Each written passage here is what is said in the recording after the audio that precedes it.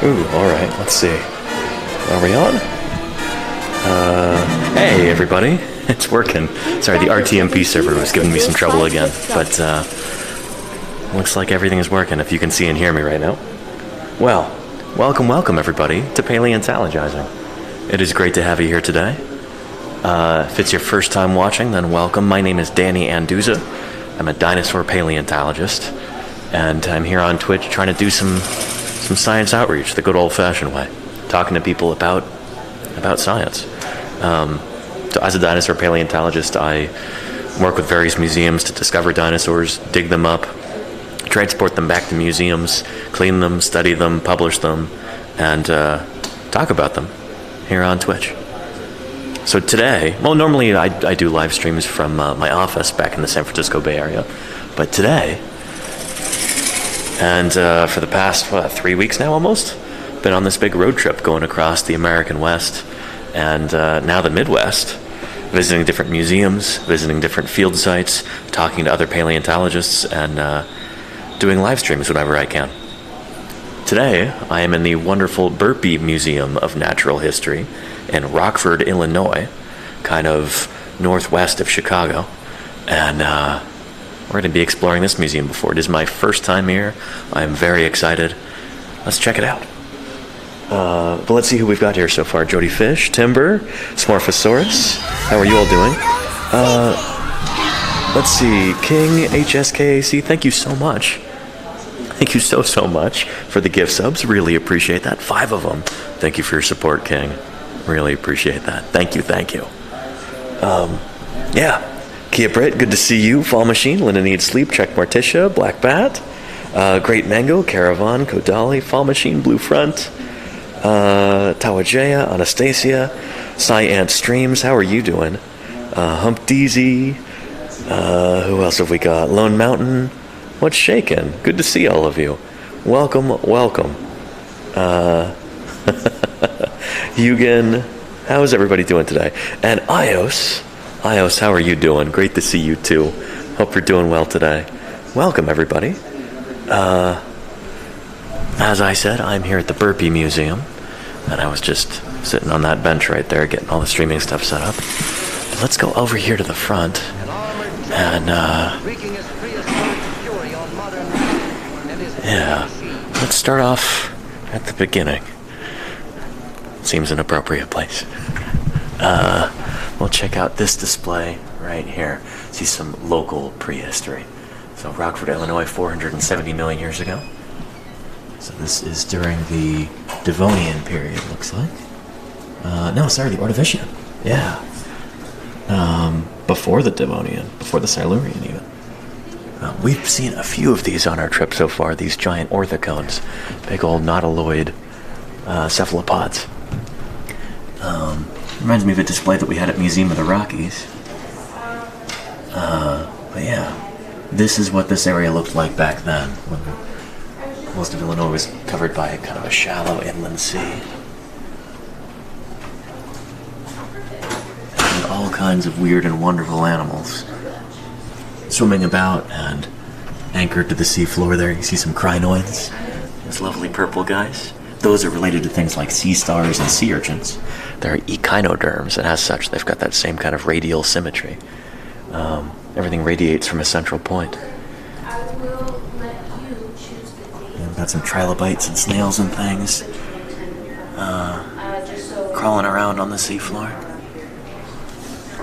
And of course, there's beautiful big nautiloids there. Very, very cool. This is a pretty display, isn't it? Yeah, I like it a lot, Fall Machine. And Daikaiju, yeah, this is the place that hosts PaleoFest. I've actually worked with the guy I think who helped start PaleoFest, Scott Williams. He now works at Museum of the Rockies, where I used to work. And I think he's trying to kick off a similar kind of thing in Bozeman, Montana, similar to PaleoFest. I think they called it DinoFest or something like that. They had their first one this year. I wonder if it was successful. I didn't really hear much about it. But yeah, I've never been to PaleoFest or that new one. But I've heard good things. So pretty cool. What I really like about this, I think the coolest part of this display are the actual fossils here that you can see from this area. And you can even touch some of them. Very cool, like this cephalopod shell right there. Really neat. All those little gastropods, brachiopods, bivalves in there. And there we go. Another piece of that cone. You can see the ribs along the side. Or ribbing, I guess. Yeah. Very cool. Yeah. And books, brews, and booze. Montana is an excellent place for a Dino Fest. There's actually a similar thing held every year in the little town of Ekalaka, Montana, called the Dino Shindig, which I may or may not be attending this year. We'll have to see. But check this out. Beautiful giant orthicone like this. Take a look at that. So these are cephalopods, just like modern day octopus and squid, as you can see right there. But they've got a certain aspect to them that makes them much more easily fossilized, and it's this big old shell there. Modern, octopus and cuttlefish and squid and things like that are notoriously difficult to fossilize because they don't have hard parts. But these guys back in the Ordovician did. So all over the upper Midwest, places like Illinois, Wisconsin, I think also Minnesota and Michigan, we've got fossils, big old orthocones like that, like we saw yesterday at the museum in Madison. Very cool. Yeah, and the ribs are growth rings in the shell. They are diagonal, yeah, so those are actually different segments. I think kind of like in an ammonite, those are basically sutures between the different segments there. And as the animal grows, the front, like fleshy part of its body, with the eyes and the head and the arms, or tentacles, it kind of scoots further and further down as it grows larger and larger segments. Pretty cool, yeah. Very neat. So I love that this is, you can just kind of walk around this, see the animals represented there as they would have been in life, and then you can see actual fossils of them here, like this trilobite. And you can touch this one, which I'm going to do. Beautiful trilobite. Holy cow, very ornate. It's got those big spiny things coming off of the cephalon, which is the technical term for the head segment, off of the, how do you pronounce it? Is it pygium or pygidium? Little tail bit. Very cool. Very cool. You can very clearly see why these things are called trilobites. The name means three-lobed. You can see that right there. If you go laterally, 1, 2, 3. 3 lobes. As far as I know, all trilobites kind of hold to that common pattern. Very cool. Yeah. And we've got some lovely crinoids here, like we saw yesterday in Madison. See all those segments there. Very cool. Crinoids are also called sea lilies. They are still around today. They're not as common as they once were, but I think they're mostly deep sea organisms nowadays. And they look something like this. These are nice and brightly colored. All the photos that I've seen of modern crinoids are pretty dull colored, kind of like a colorless, sort of white or gray. Although, I don't know, maybe there's some shallow water ones too that are a bit more brightly colored like that. Yeah. And somebody was asking if there was fossil coral, Hugin. I didn't see any fossil coral here.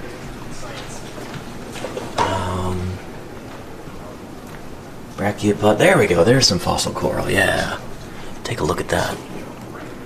As you can see, that nice hexagonal pattern. Very, very cool. Almost like a honeycomb kind of shape. But coral, like the rest of the critters that we see here, is an animal. It is not. It's not a plant. It's not a rock. It's an animal. A colonial colonial small invertebrate. And so each coral polyp would inhabit a different one of those little kind of apartments there. Very cool. Yeah, pretty neat. Pretty neat. Oh, and Kodali wanted to know, have I made some displays? Not here, Kodali, but I've definitely designed some displays before at other institutions. I've contributed artwork to the the Great Plains Dinosaur Museum in Malta, Montana. I've contributed artwork and done design and for the displays in the Badlands Dinosaur Museum in Dickinson, North Dakota. And I've got some other things that I'm going to be working on in the nearish future, hopefully in the next year or so. So yeah.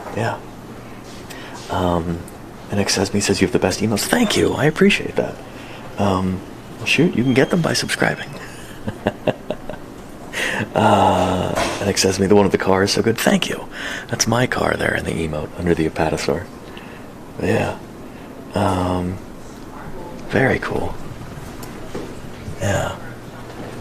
Really neat display. So this is from the Ordovician period, about 488 to 433 million years ago. So dinosaurs first appear here in the Triassic, and they exist until the end of the Cretaceous, where all of them die out except for birds. And I like that this is actually to scale. This is really nice. In fact, we can actually see that right here, illuminated. And yeah, that is really nice. I like that a lot. For once, we actually have the Cretaceous period showing its proper length, even longer than the age of mammals. What we used to call the Tertiary and the Quaternary. Now we usually call the Paleogene and the Neogene. But that's neither here nor there, don't worry about that. The point is, just the Cretaceous period, one of the three periods that dinosaurs held sway in, just the Cretaceous period is still longer than the entire age of mammals so far. Pretty cool to think about. Yeah. So again, dinosaurs show up about here, middle Triassic, maybe a little bit earlier. It's a little fuzzy. We don't have great fossils from the mid-Triassic yet. We need more people out there looking for them. And then dinosaurs really come into their own. They basically take over the world at the beginning of the Jurassic. And their reign on Earth continues to the end of the Cretaceous. And then all of them go extinct, except for birds. Can we get some birds, our dinosaurs emotes going in the chat? Yeah.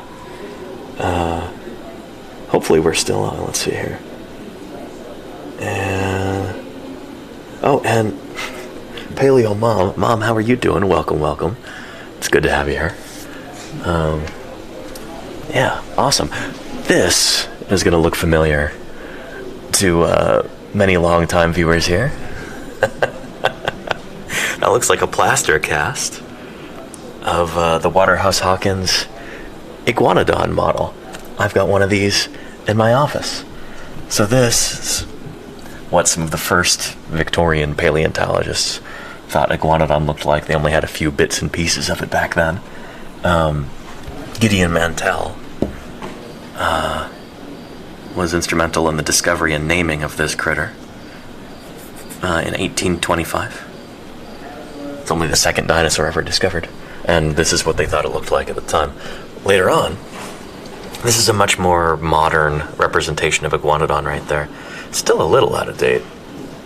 I changed a few things about it, but the one feature that everybody always points out is that spike.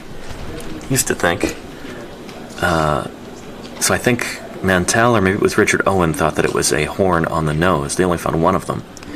When more complete specimens were found, it turned out to obviously be a spike on the thumb, like that. Pretty cool. And this right here, that is really neat. I gotta get me one of those.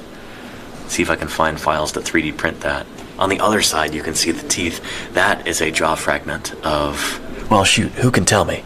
The very first dinosaur to be named. That is, I think, the distal part of its dentary, its lower jaw right there.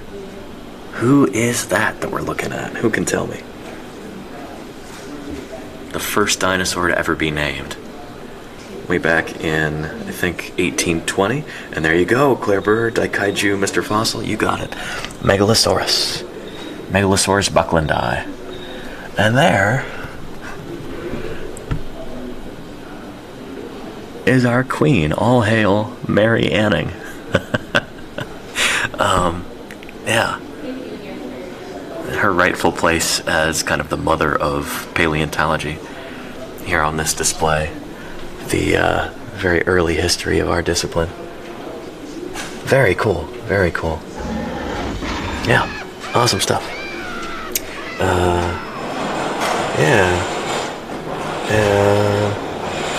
Oh, and interesting, Hugo. You found some fossil coral. Very nice. Good for you. That's pretty cool. What age rocks are you working in there, Hugo? And this is pretty neat. Take a look at these guys. Got some mammals here. But what kind of mammals? What are these guys? Oh, they're oreodonts, of course. These guys are super common in the early part of the Cenozoic. And so we've seen a lot of them so far in this trip. This part of the country has a lot of oreodonts, especially in places like South Dakota. They're just all over the place. Yeah. Who remembers what's in the middle of an oreodont? Yeah. And, oh, very cool, Daikaiju. You found some trilobites once? Pretty neat. Pretty neat. Yeah. What is in the middle of an oreodont? Does anybody remember from our museum in St. Paul display there? There you go, Claire. Meat. Yeah, Oreo what? Oreodont. Lone Mountain Knife Co. Oreodonts are these really weird little mammals. Some of them actually get pretty big. That lived kind of during the early part of the Age of Mammals. They left no descendants. They're now completely extinct. But they're almost like a cross between like a horse and a pig. They're weird critters. I'm sure we'll see more of them later on in our tour of the museum. But there's a beautiful display with some right there. Gorgeously preserved. Just exquisite. Very, very cool. Alright, lights are off on this one. We've got what looks like a green river fish right there. Yep, yeah. The Green River Formation. So this is just talking about kind of the various ways in which fossils can be preserved. They can be carbonized, like you see here. Not frozen in carbonite, you Star Wars fans. Carbonized. Right there, yeah. Where you actually get like bits of soft tissue. The carbon in them gets preserved in the rock and it creates kind of a dark colored film. So you get a nice outline of like the body of the animal along with the bones and everything too. And then you get permineralization and petrification and even some modern bone too. Yeah. Pretty cool. Pretty cool. I like that they're kind of laying the groundwork here for the rest of the displays. Kind of covering our bases, talking about what fossils are and how they form. This is cool. This is well done. Yeah. And let's see. And books, brews. So I'm gonna be. Which states am I gonna be visiting? I'm gonna be turning around pretty soon and heading back west after Illinois. So I'm also gonna be. Let's see. I'm not entirely sure yet. I know I'm gonna be going back through. I'm going to end up in Utah and do some field work there and hopefully live stream that later on in the summer. So I might be going through Colorado, might be going through Wyoming, might be going through Montana, and then Nevada and California. Go back home to the Bay Area at the end of the summer. So yeah. But we'll have to see. Yeah. This is kind of the halfway point in my drive almost. And I haven't mapped out my route back home yet. Or back to Utah and then home. So yeah. Anyway, we've got some other cool fossils here. And I like this possible coprolite. Sometimes things like fossil algae get labeled as coprolite, so I'm glad that they're being circumspect about that. They're not 100% sure it is a coprolite. Very cool.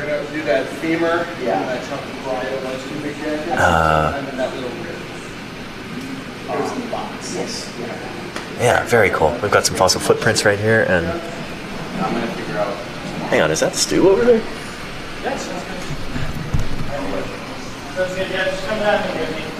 Hang on, Stu? Oh, hey, how you doing? How are you doing? Doing a live stream right now. Didn't expect to see you. Can I show you on camera? Sure. Yeah. Okay. Everybody, this is Stu. How are you doing? I didn't know you were here now. Good. Yeah, I'm actually one of awesome. the educators here at the Burpee now. Very cool. Yeah. Congrats. Thank you. Awesome. Yeah. Cool. So everybody, I met Stu back in Ecolak years ago. That would have been like 2013, something like that? Maybe 2012? Yeah, it was a long time ago. Yeah. Very cool. Congrats on the gig here. That's awesome. Thank you. Yeah. Just doing a quick live stream. We're going to be exploring all the exhibits. My first time here. I'm very excited. Awesome. Well, So, welcome. thank you. Anyway, I'll let you get on your way. I'm sure you're busy. You. But have fun. See you around. Thanks, Stu. Very cool. Small world. Yeah. Awesome. Very, very cool. Now, shoot, I first met Stu, I think, back in 2013. He may have been a high schooler back then. I was working with Nate Carroll and Jade Simon at the Carter County Museum in Ekalaka, Montana. And, that's awesome that he's here now. Good for him. Paid gig, sounds like. So, anyway, he had to run. He's got stuff that's going on, but maybe we'll see him around. Who knows? Anyway, we were just over here. I was going to point out some of these really cool trace fossils there. We've got some lovely prints. Yeah. Very cool. From some kind of invertebrates. Got little, what are they called? Like jellyfish kisses. Basically when a little swimming invertebrate kind of alights on the muddy bottom. Leave some traces, and you've got some, it almost look like worm burrows or trails there. All kinds of cool stuff. Yeah. So anyway, the whole point of these displays here is to show that fossils come in many forms, many shapes, and they can come about in multiple ways. Lots of different kinds of fossils. It's not just bones or teeth or shells. You've got trace fossils, you've got fossil dung, like coprolites, you've got fossil burrows and trackways and all kinds of cool stuff. So yeah, we're lucky as paleontologists that we have got multiple ways of learning about the ancient past. Some of these guys, that is pretty neat. Yeah. 20,000-year-old fossil here. You could also probably call this a subfossil because I'm not sure if it's actually been permineralized.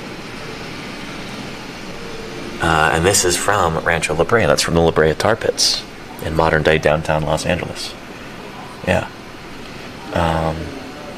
Yeah. Very cool.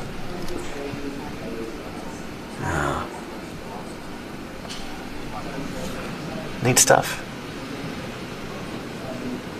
And that is interesting. This is the fossilized site of a trilobite activity 410 million years ago. So that would be what, from the earliest Ordovician, I think? Something like that? The animals crawled out, leaving trails and burrowing into sediment where they might have dug for food or hid from predators. Trilobites' bodies are not preserved here, but this fossil is valuable evidence of ancient life. Very cool. Now, trace fossils like that are really important because as paleontologists, when we try and figure out the behavior of extinct animals, we can garner some clues from, their skeletons, from the shape of their bodies, from their morphology. But if we want direct evidence of what they were actually doing in life, trace fossils like these can provide us some amazing clues. Things like burrows, things like footprints, things like bite marks and other traces that they leave while they're alive. They actually show us what these animals were doing, so we don't have to speculate, It's pretty cool stuff. So yeah. And Sparrowcat, thank you so much for the 9 months of support. Really, really appreciate that. Welcome back to Paleontologizing, Sparrowcat. Yeah. Wonderful. And yeah, 9 months. Holy moly. That is a Twitch baby. We've got a fossil maple leaf for anybody who might be watching from Canada right now. Doesn't it just make you feel a little patriotic, Canadians in chat? A fossil maple leaf, 45 million years old. Instead of rotting on the ground, it may have fallen into a lake or river, where it was covered by silt and preserved. Without burial and preservation, most organisms decompose. Yep. Yeah. Very cool. Alright, let's go ahead and, before we journey into this Carboniferous forest here,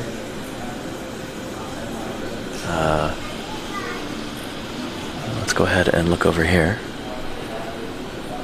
Hey there. Sorry, I'm just going to go behind you here. Very cool. And a lovely fleshed out display. Silurian period, up into the Devonian. So during the Silurian, some of the first animals come up onto land. The first animals were invertebrates to live on land. And, things like the ancestors of insects, millipedes, critters like that. Arthropods is kind of the collective term for all those guys with their jointed legs and their hard parts. And then after that, got the Devonian period where the first vertebrates come up onto land. So, but before we do that, let's go check out this coal forest over here. It's either going to be Mississippian or Pennsylvanian in age. I guess people in Europe would call it the Carboniferous period. Here in the States, usually, here, they don't make the distinction. Okay. Oftentimes, American paleontologists will subdivide the Carboniferous period into the Mississippian underneath and the Pennsylvanian later on. So, yeah. People ask me all the time about, giant arthropods and stuff like that in prehistoric times. And here's some of them here. These are from long before the dinosaurs. But there. Here, let me extend our tripod here. Give you a closer look. Here is a giant millipede relative. That's called Arthropleura. And they got about twice as big as that, as I understand it. Quite large indeed. Very, very cool. And then, we've got these giant dragonfly relatives. I think this is Meganuera right here. And they had wingspans up to about 2 feet across. Pretty impressive. And then Diagonal, you're here right now, right? Our resident fossil plants expert. Diagonal, would you like to tell us a little bit about some of these plants? I see some giant horsetail type things, like this right here. Very, very cool. And is that a big old lycopod tree? Looks like it to me. But these are unrelated to modern day trees. Lycopod trees, I don't think we have any around today, do we? I think they're extinct. Yeah. And Sparrow Cat is amazed and a little bit terrified of the giant arthropods. I can relate to that. I don't think I would want to. I wouldn't be super thrilled about encountering these critters in the Carboniferous forest. I don't know. Yeah. And there you go, Check Morticia. Check Morticia feels the same way. Yeah. Very cool. Here, let's take a look at some of these signs. Yeah, Calamites. This is what... There we go. Look behind you and above you. That tree towering over you is a Calamites. Like modern rainforest, this coal forest has layers. Some plants are very tall and created a canopy at the top. Others were shorter and made up an understory. Calamites grew up to 50 feet tall, but is still considered part of the understory because others grew up to over 100 feet. Pretty neat.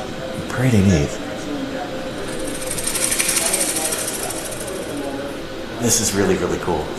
I like this a lot. And we've got fossils of stuff like this from right here in Illinois and in surrounding states, which is pretty cool. And there we go, Diagonal, thank you. Mostly lycopod trees. The only living descendants of the group is Isoetes, quillwort, which is a miniaturized descendant. Interesting. I forgot about that. Quillworts. Yeah. Lycopod trees do not have true wood. The scales on the trunk were long, straight leaves. Yeah, pretty neat. And there you go, Tawajea. Cardboard cowboy emote. I like that. The face melting off. Yeah. Pretty neat. So you can see those scales there on the surface of the tree. And even more clearly, right there on the mural, actually. You can see that cool pattern there. Very, very cool. Yeah. Neat stuff.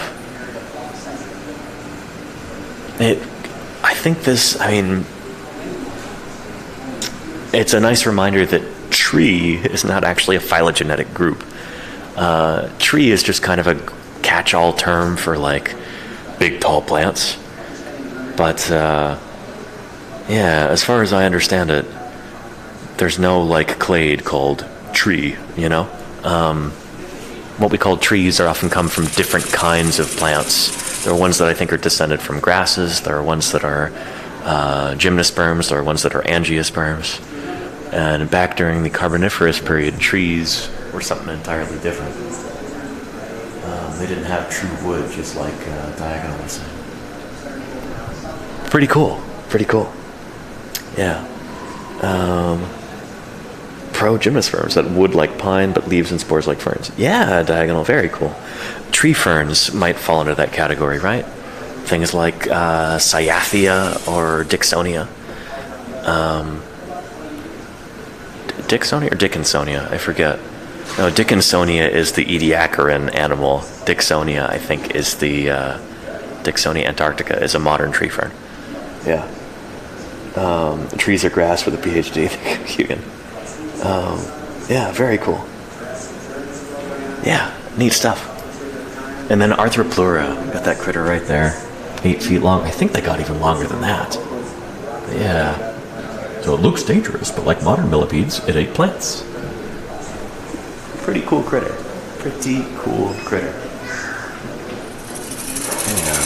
And then we've got Meganeura and Ariops. Wait, isn't Ariops a... Maybe I'm thinking of Seamoria. It's from the Permian.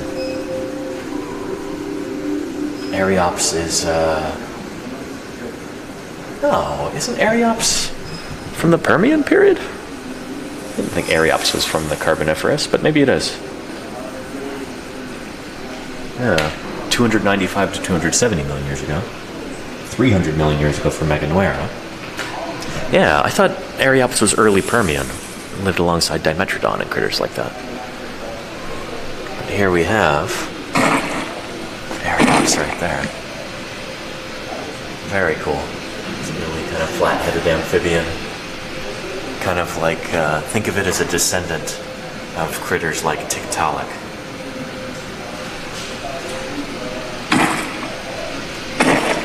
Pretty neat. Pretty neat.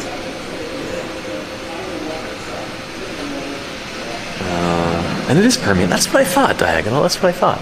Interesting that it's here. I guess we're kind of progressing through time as we move in this direction. And then we've got some sort of legless amphibian type critter. Not a snake. Snakes don't show up until the Cretaceous period.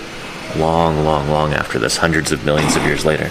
And we've got some axolotl looking amphibians here. Not true axolotls. These will be something else. But look at those feathery gills that they've got on them. Pretty neat. I think we've got a motion sensor on that. So every time I move around, it makes that thumping noise. And the light comes on, watch.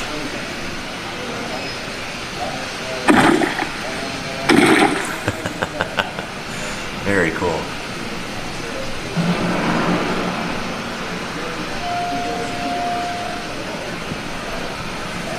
Very, very cool. I just love these trees here. And you can see the scale pattern on these Calamites right here. I think that's Calamites.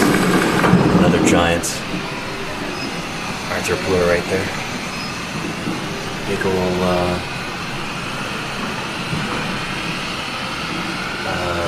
millipede relative. These kind of horsetail-y looking things. Very cool. Neat stuff. Oh, I like this a lot. Makes me want to get some more horsetails for my indoor, Mesozoic botanical garden that I've got in my apartment. Shoot, I need to text my roommates and make sure that they've been watering it. I think I've forgotten to remind them. Yeah. Anyway, yeah, very cool. A small tree with strap-shaped leaves is Corditalis, one of the earliest gymnosperms. Is that right, Diagonal? With the strap-shaped leaves. Small tree. Oh, these here. Very cool. Yeah. Corditalis. Really neat. Very, very cool. And Trek Nerd, you've got horsetails growing wild right next to your house. Very neat. Aren't you lucky? That's awesome.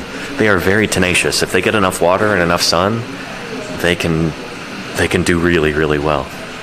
There's some growing not too far from where I live, near a creek in Oakland, California. Oh, very cool. All right, let's bid goodbye to the Paleozoic area here. Move on into the Mesozoic.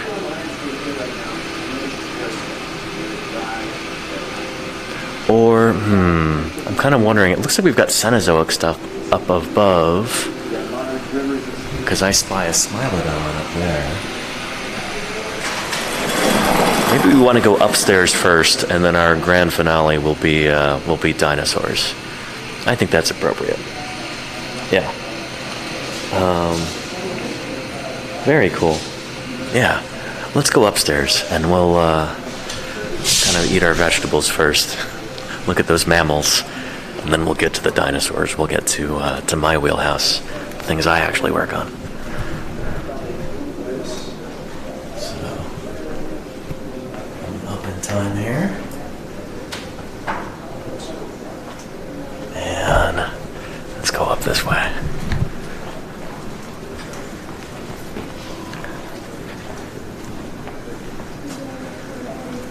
Let's see.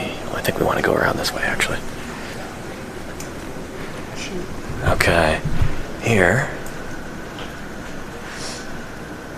Let's take a journey through history of the Earth. Starting at the very beginning. Extreme heat. Magma and lava. Does anybody here know the difference between magma and lava? This might give you a clue. As I understand it, the difference between magma and lava is that magma is below the surface of the Earth and lava is above. So when magma gets extruded through the Earth's crust and seeps up to the surface through, say, it almost looks like a shield volcano right there, it becomes lava. Yeah. Very cool. And then when it cools, you can get cool stuff like this. So, as I understand it,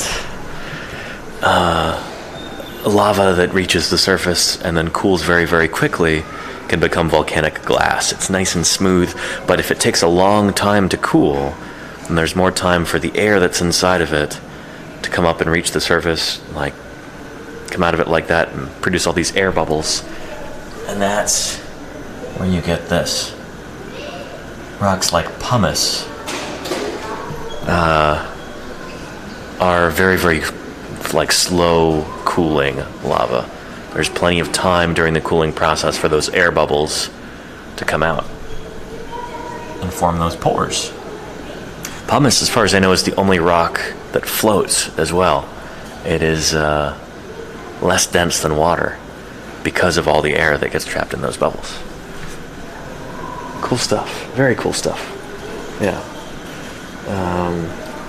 A rock that floats. There you go, Diagonal. Yeah. And shoot, yeah, Claire, if you wouldn't mind compiling the dinosaur deep dives, I'd really appreciate that. I'm going to try and go back and watch the VODs at some point, too. Maybe this next week, as I'm kind of on vacation. Yeah. Oh, and there's down there a sneak peek at our dinosaurs, but we're not going to see them just yet. We're going to look at this stuff first. Various igneous rocks here, like granite. And I don't know, what I've been told is that granite, most of the times, is not actually granite. Granite is one of those things where it's a very specific kind of igneous rock, and most of these are probably not true granite. They're probably granodiorite. But even geologists usually don't even make the distinction, because who really cares at the end of the day, you know? There's a line by, I think John McPhee wrote it in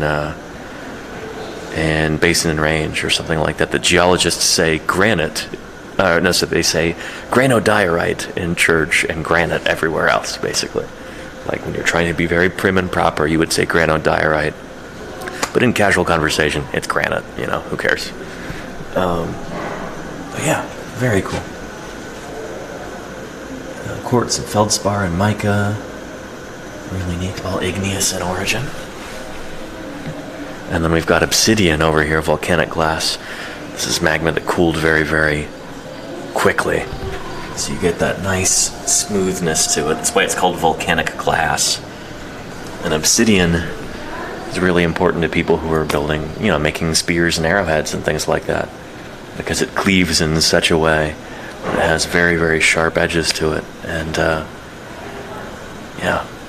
create really sharp implements like spearheads and arrowheads. Yeah.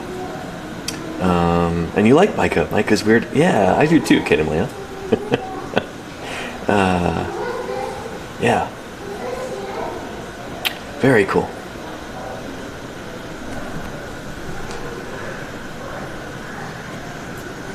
Very cool. Sand, silt, and clay. Ooh, so this is where we get sedimentary rocks. When you have igneous rocks or metamorphic rocks, they get broken down by erosion. They can become the key parts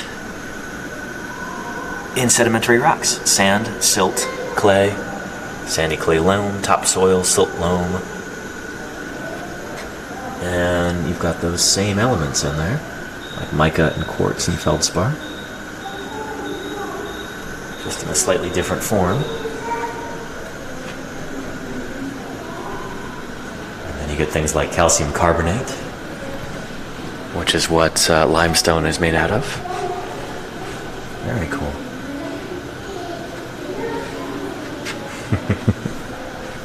Then it gets compacted into sedimentary rocks here, like sandstone, siltstone, shale, like that. That's the process by which critters like these dinosaurs can be preserved. You need to have the rocks that are formed, through volcanism, that later get modified, broken down, eroded to become the constituent elements of sedimentary rocks, which preserve fossils. It's like almost 100% of the time fossils are preserved in sedimentary rocks. Occasionally, there's exceptions to the rule, I suppose. Sometimes you can get creatures that are preserved in ash falls and stuff like that, which I guess might be, you could argue that that's igneous, or you could argue that it's sedimentary. You can also have fossils that are found in metamorphic rocks occasionally, but usually the same processes that metamorphose rocks, things like heat and pressure, those also tend to deform the fossils to the point where they're unrecognizable. Sometimes it's a little gentler than that, but usually that's what happens with fossils that are in metamorphic rock. Oh yeah. And look at this beautiful limestone right here. And look at all of these wonderful shells preserved within it. This doesn't even look like it's fossilized. It looks more recent than that. Kind of wonder whether they put this together. These are definitely fossilized here and there. But yeah, limestone is largely made of the crushed up shells of invertebrate animals. Limestone is a sedimentary rock primarily found in warm, shallow bodies of water, where marine organisms such as coral, foraminifera, and mollusks die and leave behind exoskeletons on the seafloor. These exoskeletons, composed of the minerals calcite and aragonite, build up in layers over time. Eventually, the overlying pressure compacts these layers together, forming the rock called limestone. So there we go. Limestone. Got it? Yeah.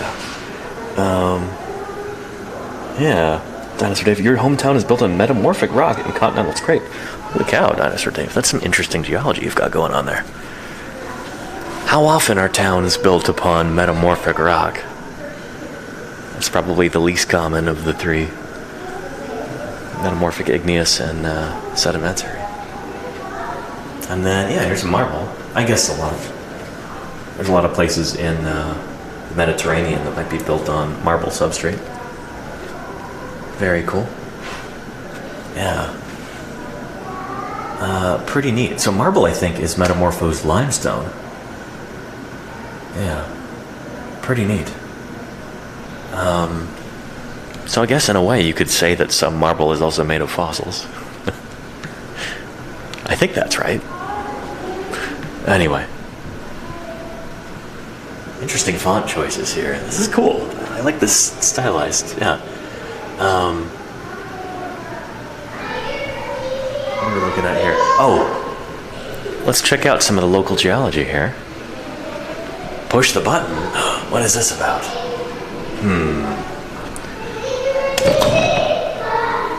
Answers to questions about Rockford's past are hidden in rocks. Are they now?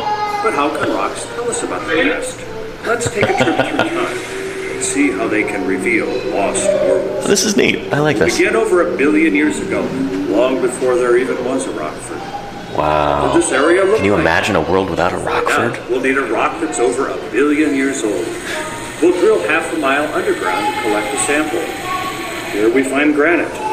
This is a big clue about the Rockford region's past because granite only forms in the roots of mountains when liquid rock called magma hardens. Pretty neat. This is why geologists think there were mountains in our area over 1 billion years ago. Yeah, makes sense. How about 455 million years ago? How about that? What did our region look like then?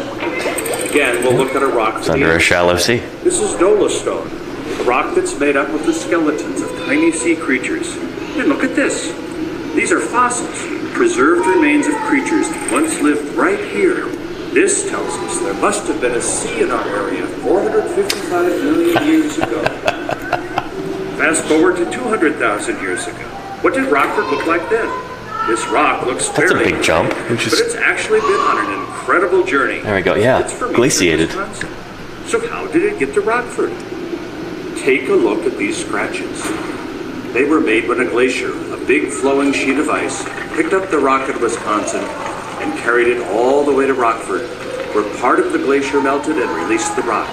We call this kind of rock an erratic, and it's one of the clues that tell us glaciers covered the Rockford area 200,000 years ago. Pretty cool. Today our region is fairly flat. No mountains, no seas, no glaciers. Well, they What will were this largely area look like in the future? carved flat by glaciers, as I The understand it. answers will be written in the rocks. Pretty neat. I like that a lot. That was cool. Neat stuff. That was well done. Yeah. The answers are in the rocks. Very cool. And Jupiter Saturn says, what if someone picked up the rock and brought it with them that way, says Jupiter Saturn. Well, I think the rock was found buried within the earth. It's not like they just found it lying on the ground. Like it had been dug up. And it's pretty clear that somebody hadn't buried it in the first place, you know? But yeah, and it's not just that one rock. It tells us there were glaciers here. We've got multiple lines of evidence about that. Lots and lots and lots of rocks that clearly correspond to different areas, and they were carried here by glaciers. Does that make sense? Yeah. So yeah. Illinois may end up being a river basin for a while again. Interesting, Jody Fish. Huh. The New Madrid fault zone. Not familiar with that. Huh. Yeah. Cool stuff. Yeah. Oh, a granite core sample. That's pretty cool. This granite core was drilled from a depth of almost 3,000 feet. Polished side reveals the three minerals that it's mostly made of: feldspar, pink, quartz, gray, and biotite mica in black. Very cool.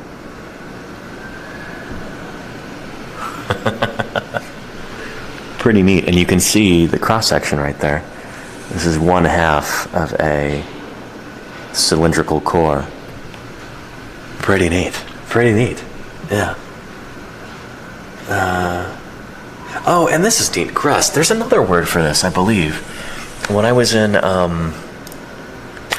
Yosemite, is it called loess, or is it? I forget what it's called. But basically, it's like, decomposing rock. It's rock that is slowly turning into soil. Whether by the action of glaciers or whether by the chemical processes that things like trees can exert on rocks with their roots that can like slowly break up the rock. Yeah, so grus is rotting rock. It is a stage between granite and soil. As the rugged hills that covered this area were weathered away by wind and water, the granite within was exposed and slowly broke down into grus. Very cool. So a lot of these terms, like grus, like, let's see, arete, like, what was it? Rochefort, things like that. They come from, if I recall correctly, Swiss French. Because some of the first scientists who really studied glaciation in depth were Swiss people who spoke Swiss French up in the Swiss Alps, where there are still glaciers doing their thing that can be observed in real time. Yeah. That's one thing that you'll learn in geology and in paleontology, is that the present is the key to the past, and in the same way the past can be the key to the present. Those same processes that we see today going on, we're also operating in the past. And so if we see those same signatures in the rock record, we can figure out what was going on back then. Does that make sense? It's kind of like detective work, you know? And is grus red of color due to the metal in it, says Fruitcake Nuts. I think it's because of the feldspar. So see how it's kind of a reddish hue? Well, the red or pink hue in this is from feldspar. So grus is made out of granite. And it really kind of makes sense when you look at the two together. Like you can see those same constituent parts in there. Right there and right there. Cool stuff. So I'm pretty sure that's feldspar. It's making the reddish color. And grus will pick up iron in the water and surrounding soil, says Jody Fish. It's a big thing about granite. It's a metal poor rock. Interesting. That makes a lot of sense. Thank you, Jody Fish. Yeah. It's actually from the potassium feldspar. Oh, thank you, Jody Fish. Cool. Yeah. Very neat. Yeah. Yeah, dating rocks, radiometric and relative dating. This is cool. This is shows the law of superposition. So basically, unless the rocks have flipped over for some reason, then the oldest rocks are always at the bottom.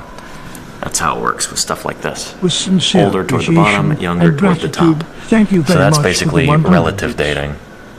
It's very, very simple. And radiometric dating is when you can actually use samples of rocks in order to get a direct date. Like, you can figure out exactly when they were laid down by looking at radioactive isotopes. Things that we know decay at a very, very regular rate. So if you look at the proportions of different radioactive isotopes in a rock, using mass spectrometry and things like that, you can actually figure out how long it's been since that rock formed. It's pretty cool. It's pretty cool stuff. So yeah. Pretty neat. Yeah. So about 500 million years ago, Illinois was near the equator right there. Man, the continents just look completely different when you go that far back in time. Holy moly. And this is what the critters looked like at the time. You've got snails, you've got trilobites, you've got brachiopods. Very cool. Yeah.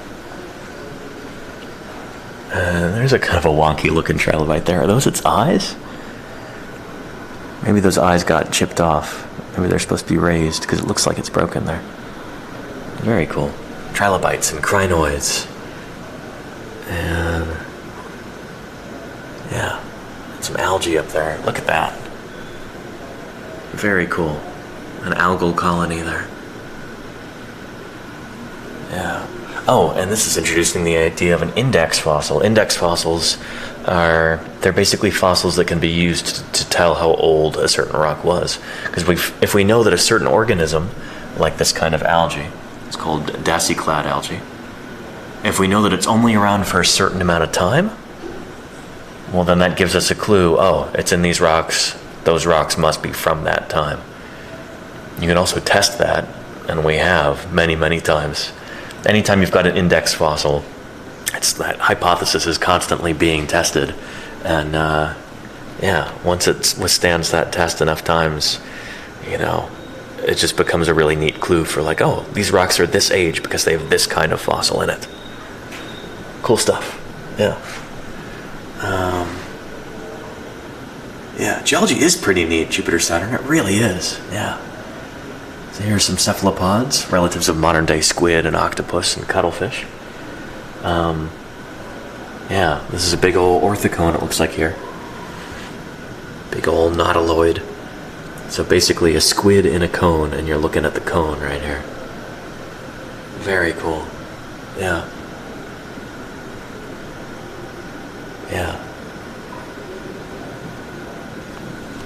The smallest species were the size of a dime. The larger ones were as big as telephone poles. That's nuts. Yeah, some of them are very, very big, like 20, maybe even 30 feet long.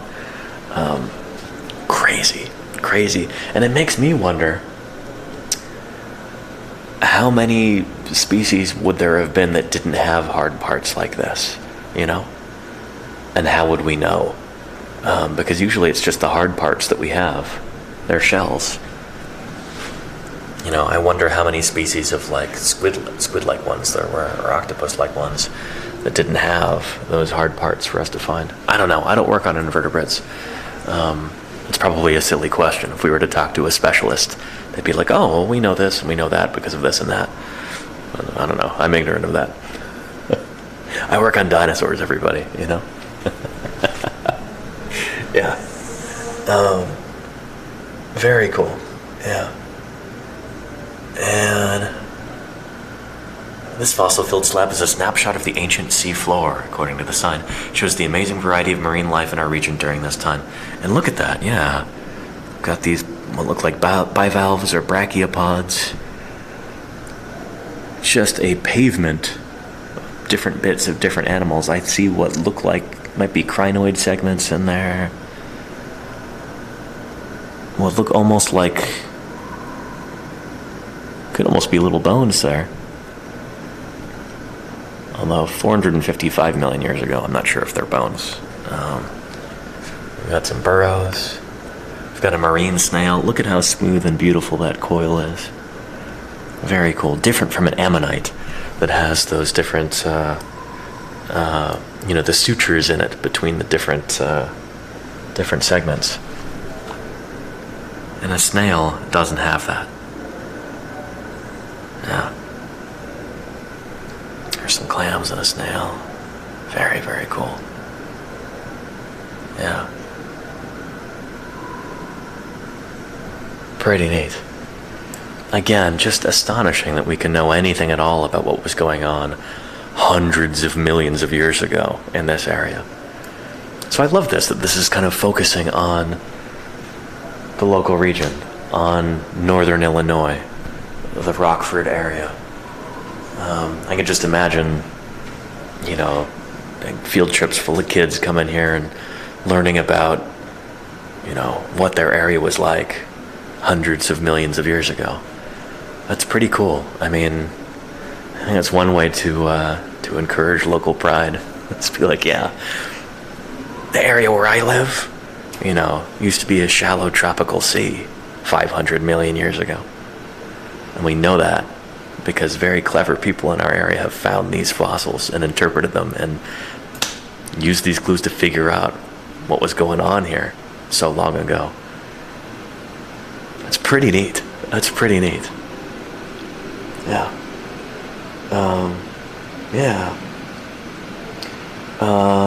And kind of like standard candles to astronomers? I think so. I'm actually far less familiar with the idea of a standard candle, Synthberry. Thank you, Kodali, for reposting that. Index fossils. I don't know how. I guess they are pretty useful for when you find new exposures. If you're out exploring and you find certain fossils, you know that you're in a certain time. Yeah. I feel like they were more useful a long time ago before everything was all mapped out, though, Although I'm sure people are still finding new exposures to this day. Check out, very cool, these erratics right here. Really neat. Limestone erratic. Limestone is a relatively soft rock, which is why the scars in this erratic stand out well. So erratics, as you recall, are rocks that they're erratic. They look very different from the surrounding rocks. They're weird and out of place, and they show evidence of being scraped and scrunged along the ground by glaciers.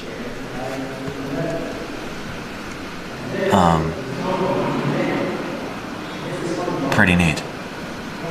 Jasper is a relatively hard rock, which is why the scars in this erratic are not very deep, but you can see them there. And then diorite.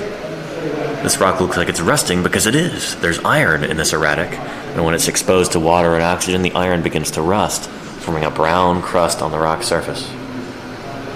Very cool. Yeah, it's called oxidation. And a lot of the red rocks that you see in any environment, they're red because the iron in them has started to rust. Pretty cool. Iron is one of the most common elements in most rocks. So in periods in Earth history where you've got lots and lots and lots of oxygen, that oxygen kind of has to find somewhere to go, and oftentimes it will take the rocks and kind of rust them red. I think that's what was going on in the Triassic period. Why Triassic rocks are very often a bright red like that. Yeah. Very cool. We've got outwash and till here. Outwash is material that is released by a glacier as it melts. As the material is carried away by meltwater, it is sorted. Sorted means, well, sorted by weight and by size. Heavy pieces fall to the bottom of streams closest to the glacier, while lighter pieces are carried further away. The result is that pieces of similar size are grouped together. So this is one of those really simple principles that I think is really neat because you can see this in your everyday life. If you ever have a chance to go like rafting or kayaking or swimming or tubing on a river, you might notice that in areas where the river is very slow and gentle, you've got very fine sediment. You might have fine sand or even silt. Whereas in areas where the current is a lot faster and more powerful, you'll have bigger rocks there. So the size of the clasts, the size of the rocks actually correspond to the energy level in the river there. By energy level, I mean like the force with which the water is moving, the speed and power of that water. If it's going like through a narrow canyon and it's going really, really quickly, it's going to have a lot of speed and power there, and you're going to have much larger clasts because that speed and power brought those there. Anything smaller was just whisked away. Only the biggest things stay because they're heavy enough to not be washed away by that speed and force. Whereas in the very calm, gentle parts of the river, you've got really, really fine sediment like that. So yeah. And Dinosaur Dave says, speaking of iron, thanks some iron, since it's what caused the star before our one to go supernova, allows our star system to form. Very cool, Dinosaur Dave. That's really neat. I didn't know that, actually. Thanks for teaching me that. That's pretty cool. Anyway, it works like a sluice box. There you go, Billy Joe. Yeah. Like a sluice box for all of you miners out there. MINERS. Yeah. We've got till right here. Till is material deposited directly by a glacier. Till is unsorted. A chunk of till contains mixtures of clay, sand, gravel, and even boulders. This piece of till is made very fine sand mixed with larger stones. So yeah, this is kind of like a weirdo conglomerate. Different clasts of different sizes. And it's just dumped out by a glacier. It's not sorted, like it doesn't have water flowing over it or anything like that to kind of sort it out. It's just, there it all is. Yeah. Very cool. And this is from Rockford, deposited by glaciers. Pretty neat. So yeah, this limestone erratic here, by the way, came here to Rockford from eastern Wisconsin, carried by a glacier. This one came from Ontario, Canada. And this one came from eastern Canada. Very cool. That might seem like a really long distance for a glacier to carry a rock, but I mean, consider for once that just think about how large these glaciers would have been. The city of Chicago at one point, well, the area that is now Chicago, was once covered by ice that was like more than a mile thick, as far as I understand. Pretty incredible. And the sheer force, like the weight of all of that ice sitting on the Earth's crust right there, just kind of squashed everything down. And as I understand it, to this very day, the Earth is still kind of rebounding in that spot. It's still kind of slowly springing back up now that those glaciers have retreated and melted. Cool to think about. Yeah. Yeah, we talked about this. And we've got some cool Ice Age critter fossils. So we were talking about this yesterday, the tooth of a mammoth as opposed to a mastodon and how different they are there. Pretty neat. Mastodon teeth look a lot like our molars. They've got these big old cusps on them. And mammoth teeth tend to be more ridged like that. This one's got some parts that have deteriorated away, but yeah. And this must be from a young mammoth because it's pretty small and it still has some serious cusps on it. But over time it just gets worn down until it's like flat. Yeah. And there's a bit of a tortoiseshell.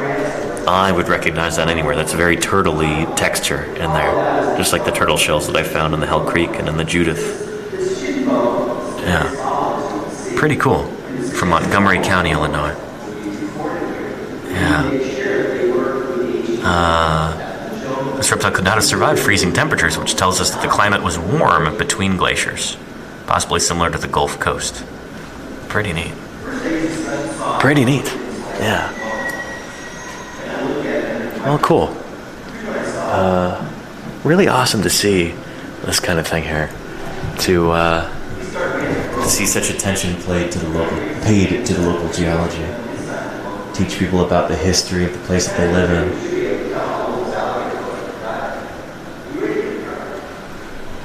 That's pretty neat.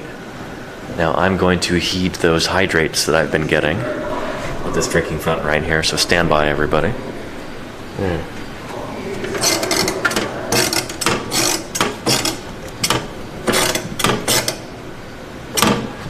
Never mind, it's not working. Got a nice mine cart here. Fortunately, we can't take it for a ride because the track's in there. That's okay. We'll briefly look at some of these minerals here, which are very cool. I'm not a mineralogist. I don't know a great deal about minerals. If you do want to find out more about minerals, if you want to talk to a geologist on Twitch about them, follow Rocket Sage. Can we get a shout out for Sage real quick? She can tell you all about minerals and different crystalline structures, different chemical compositions. That's her jam. So check out Rocket Sage. Malachite, linerite, aragonite. Very cool. Smoky quartz, selenite, opal, and fluorite. It's Marvin, your cousin, Marvin. Cool stuff. Very cool stuff. You know that new sound you're looking for? And Paleontologist, thank you so much for the raid and welcome to Paleontologizing. Shoot. Here, let me go over here and I gotta remember to do these like station break intros. For anybody who is just joining us, welcome to Paleontologizing. My name is Danny Anduza. I'm a dinosaur paleontologist here on Twitch trying to do some science outreach. So normally on this channel I'm broadcasting from my office in the San Francisco Bay Area. Normally we kind of go over some of the latest fossil news. I answer people's questions about the fossil record, especially about dinosaurs, which I work on. But right now, I'm in the middle of a great big road trip going all across the American West, visiting different museums, field sites, talking to other paleontologists, and taking you along for the ride, streaming whenever I can. Later on this summer, I'm going to be doing some excavations down in Utah, digging up some dinosaurs, and I hope to stream that. Let's hope the equipment works as advertised. But right now, we are at the Burpee Museum of Natural History in Rockford, Illinois. Having a great time here. They've got some beautiful displays, some really cool specimens. And yeah, let me know if you've got any questions as we tour the museum. There's a Smilodon right behind me here, which is our state fossil in my home state of California. Right there. Very, very cool. Beautiful saber-toothed cat right there. And is this Castorides right here? It is, yeah, giant beaver. Very cool. These guys did not build dams like modern beavers, as I understand it. They had kind of more rat-like tails. Kind of better for swimming than for, like, patting down mud and stuff. But looks like this poor critter might become a meal for our Smilodon there. Yeah. With sincere appreciation and gratitude, thank you very much for the 100 bits. Hector, thank you for the bits. I really appreciate that. Yeah. Dude, right there. A ground sloth. Is that Paramylodon, maybe? Who is that? It looks like it might be Paramylodon. Big old ground sloth. If it is Paramylodon, this is the one known as Harlan's ground sloth. So I suppose it's not... I guess giant ground sloth would be Megalonyx. So it's not a giant ground sloth. I think this is Harlan's ground sloth, probably. It doesn't look like Nathriolipus. Although, I don't know, the skull doesn't look super Paramylodon either. I wonder who that is. We'll have to check that out on the way out, maybe. But ground sloths are some of my favorite Pleistocene mammals. They are super, super cool. And it's a shame we don't have them around today. Yeah.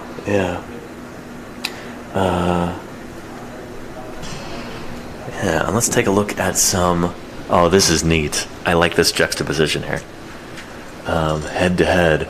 We've got different skulls from different critters here in North America, different mammals that existed during the Pleistocene. So we've got an American black bear skull right here. And then a short-faced bear skull right there.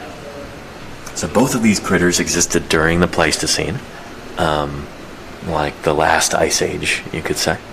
And short-faced bears like this guy only died out a few thousand years ago. Probably like 11 or 12,000 years ago, something like that. Around the time that the first people showed up here in North America. Yeah, and black bears existed at the same time too. It's not like they came later. They were also here in this environment. They managed to survive, and these guys died out. Yeah. 800,000 to 11,000 years ago for the short-faced bear, and then 4 million years ago to present for the American black bear. Yeah. Pretty cool. And over here, we've got the same thing going on with cats. Both of these guys existed during the Pleistocene. Both the mountain lion or cougar, or puma or catamount or mountain screamer, or whatever you may call it, where you're from. Yeah. There's a bunch of different regional names for it, but it's all the same animal. The cougar, Puma concolor, and then Smilodon. So again, both of these critters existed during the Pleistocene. Here's something stranger than science fiction. These guys went extinct after the arrival of humans in North America. And these guys managed to survive, and they're still around today. Yeah. We've got the same thing happening here with the dire wolf and the gray wolf. This is now actually out of date. We no longer call it Canis dirus. It's now, I think, Aerocyron dirus? So it turns out it's not actually part of genus Canis. It's a little bit more distantly related to modern wolves and dogs than we used to think. But yeah, the dire wolf and the gray wolf. The dire wolves were significantly larger, as you can see here. Again, dire wolves died out. Gray wolves are still hanging on there today. Yeah, interesting stuff. And here, we've got beavers. We've got this giant beaver, like we saw over there with the Smilodon, and then a modern beaver. Yeah. Is anybody seeing a pattern? Again, these guys both lived during the Pleistocene. These guys are now gone. These guys remain. Is anybody noticing a pattern here? It was pretty much only large creatures that went extinct. Or, I don't know, the large ones are the ones that died out at the end of the Pleistocene. And the smaller critters are the ones that survived. And I'm not sure if there's any real exceptions to that. I don't know if there's any examples of this where the smaller species are the ones that survived, that died out. I don't think so, which is very consistent with human overhunting. Usually it's the largest species are the ones that die out, and the smaller ones are usually able to survive. Survive for longer, I should say, at least. Yeah. And that's a beaver to build Hoover Dam. Yeah, caravan here. Let me show you. Again. This is our Castorides giant beaver right here. Look at the size of that skull. Just huge. It looks, and here, I like this, it looks like a capybara right there, which it is a rodent, you know, so, makes sense. 6 to 7 feet long, 200 to 300 pounds. Yeah. It is uncertain if the giant beaver had a paddle-shaped tail or if it was long and thin like a modern-day muskrat. Interesting. I thought we knew that it didn't have that paddle-like tail, but I guess we don't. Very cool. Pretty neat. Yeah, Rockford was once covered by a sheet of ice a mile thick. These huge masses of slowly moving ice called glaciers carved out the landscape we see today. Very cool.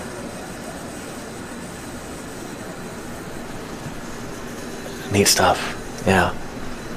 So again, giant beaver, and hungrily snaking up is a saber-toothed cat.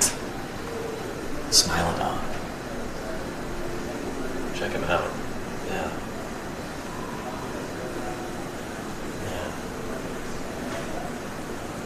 Very, very cool. And Dread Pirate Robert, oh, thank you. Yeah, I've heard the Omaha Zoo is pretty awesome. And I was thinking about going to Ashfall Fossil Beds in Nebraska if I end up going back that way. We'll have to see. There are some museums in Wyoming and Idaho that I'd like to visit on the way back. We'll see if that happens. Yeah. Very cool.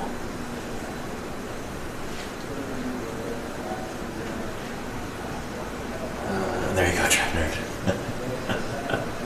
Well, Trek Nerd, in that case, in the case of like the Pleistocene megafauna like this, with the big ones dying out and the little ones surviving, in those cases, those extinctions may have happened by human overhunting. So, saying, oh, when humans get big, we'll die out, will that also be through human overhunting? I don't know. Grim thoughts. Let's go by our Smilodon one more time. And let me adjust my camera here. That angle's a little too steep. Go like that. That's better.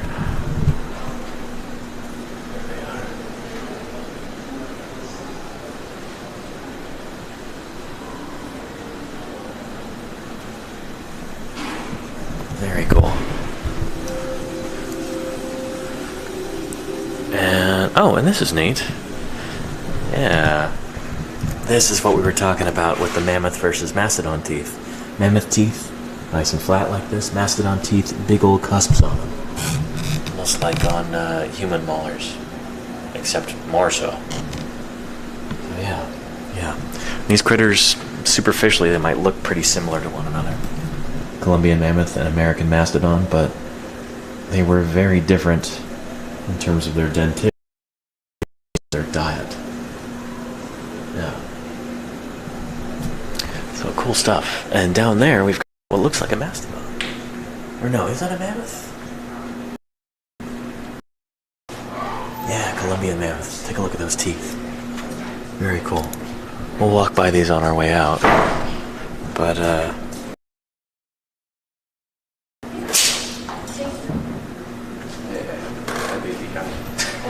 very, very cool. So, one last thing, glaciation to check out before we go move on to our dinosaurs. Yeah. And you're a tall person, Galera Dragon? I'm sorry. I wouldn't call myself tall. So it's comfortable for me to ride on planes and stuff like that, you know? I always feel bad for tall people on planes. This is pretty cool. Oh, I really like this. Tying this into the local topography and everything. Making people think about glaciers. This is neat. Glaciers on the move. While the word glacier may bring to mind a beautiful sheet of clear, glaciers were actually very dirty. Yes. Glaciers are large bodies of ice and snow that flow under their own weight. So a glacier, it's not like it's a bulldozer. It's just carving its way through an environment, just kicking everything up. It's more like a river of ice. Unlike a river of water that flows, you know, on a scale that we can easily see, a glacier moves more slowly. Ice, since it's largely solid, you know, flows much more slowly than water does. Yeah. As a glacier moves along the surface of the earth, it scours the ground below, and debris and sediment get mixed into the ice. Through this process, massive amounts of rock and soil can be moved and deposited hundreds of miles away. I want to reiterate that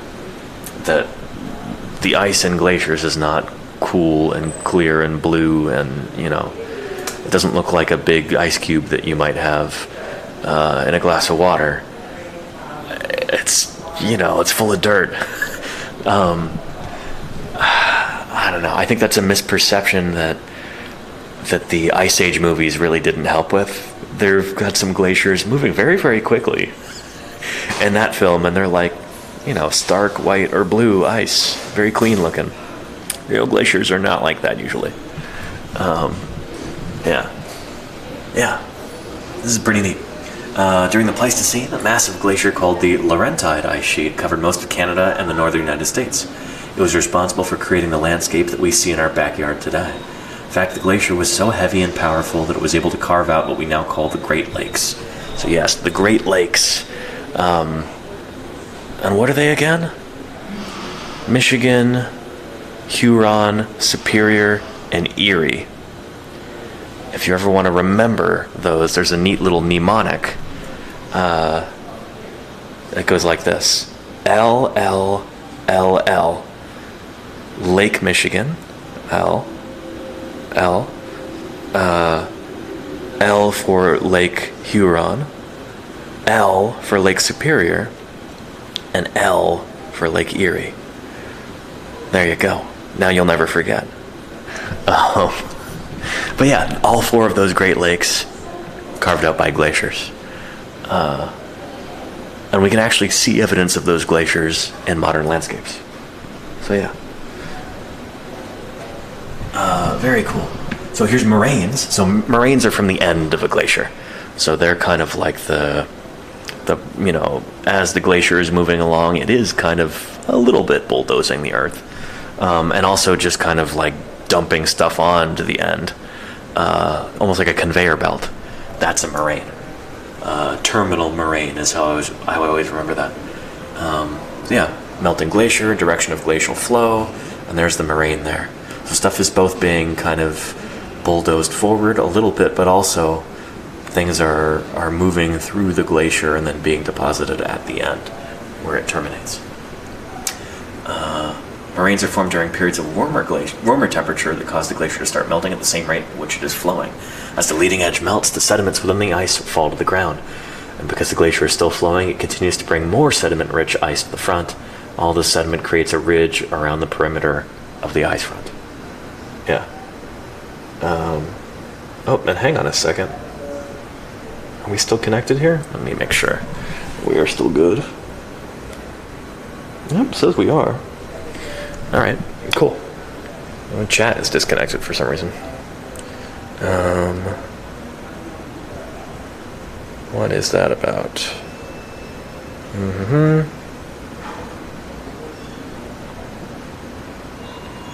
Nope, I want a different network here. Hang on a second, because I can't read chat. Hold tight, everybody. You can probably still see me, but I can't see you. What's going on with my Wi-Fi router? Is it overheated? Uh-oh. Shoot. I think it's overheated. Darn. Well, I gotta turn on my mobile data. I don't like using data, but I gotta do it in this case. Alright. Hopefully we'll be back on in a second here. Connected. There we go. I probably just missed a bunch of messages. Yeah. And Linsky... the glaciers didn't carve the Grand Canyon, no. And Oliver, I'm not on the museum's Wi-Fi, no, I'm on my own Wi-Fi. From my mobile Wi-Fi router here, which I think has overheated, and I need to give it a chance to cool off. Never had that happen before. The old one wouldn't do that. This is the new one that they sent me. It's overheating. Anyway, yeah. Clear versus not so much, Danny? Not so much what? I'm not sure what you mean. But yeah. And shaking my head eating Oreos. Why are you doing that, Lenina? You've lost me. Sounds like we've got a cart moving around too. Anyway, moraines. It's the end of a glacier, and see in places like Illinois, you will see glacial moraines like that. They form hills like this. And then drumlins. This is pretty cool. Drumlins are a unique feature on a glacial landscape. They are elongated hills that look like an upside-down spoon with a steep side on one end and a gradual slope on another. So basically, that's when a glacier flows over a hill. It kind of carves it like that, and then you get a bunch of debris on the far side of the hill. So that is a beautiful example of a drumlin right there. And it looks like this. So the glacier was going this way, and it went over this hill that was already existing there. And then if you look in here, you're going to have a bunch of chunks of stuff. If you were to dig into that drumlin there, that's what you would find. Just like you see right there. And these are an example of those glacial moraines like we were talking about. Just like this.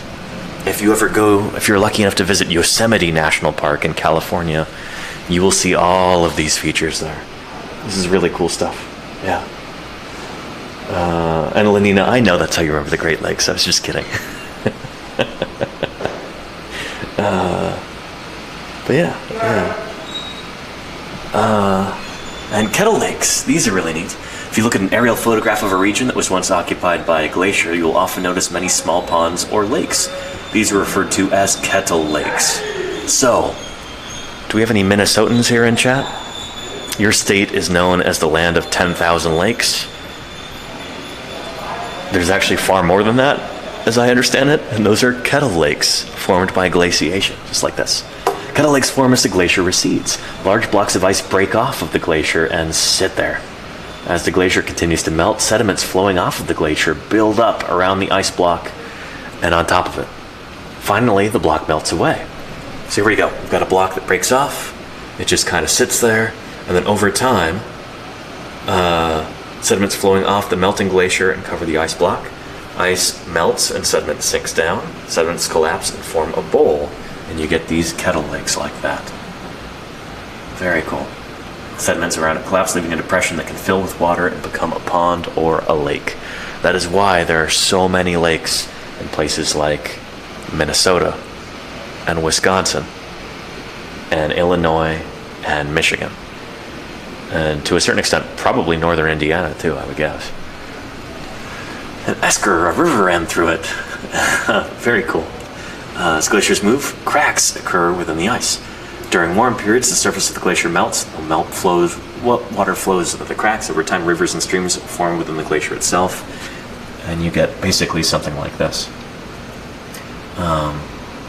Because as those like tubes are moving their way through the glacier, they're bringing sediment with them. And then as the glacier melts, the part that was once like a tube running through it basically becomes like all this stuff gets dumped inside.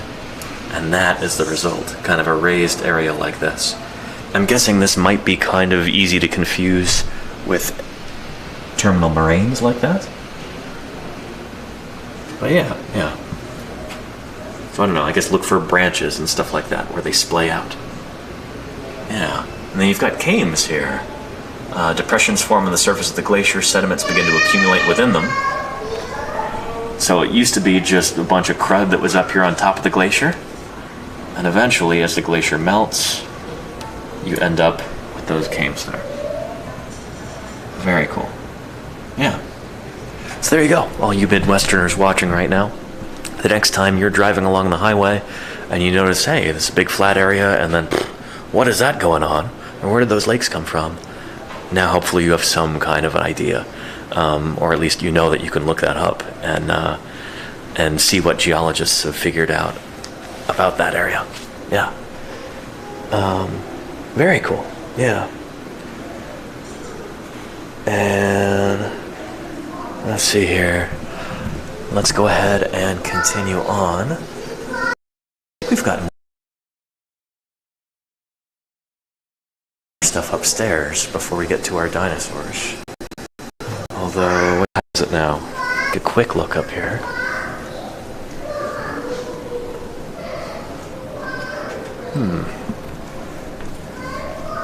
And then we'll go back downstairs and check out our dinosaurs, which is honestly really what I came here for.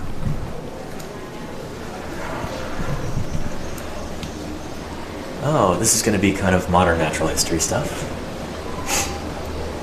Very cool.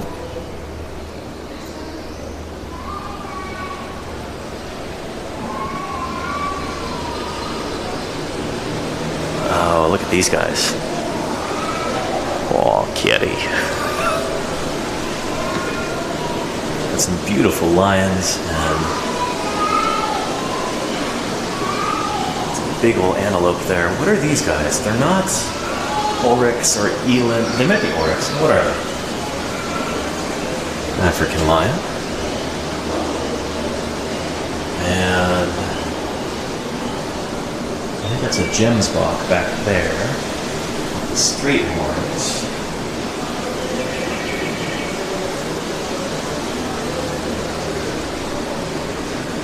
Bontebok. That's these guys. Bontebok.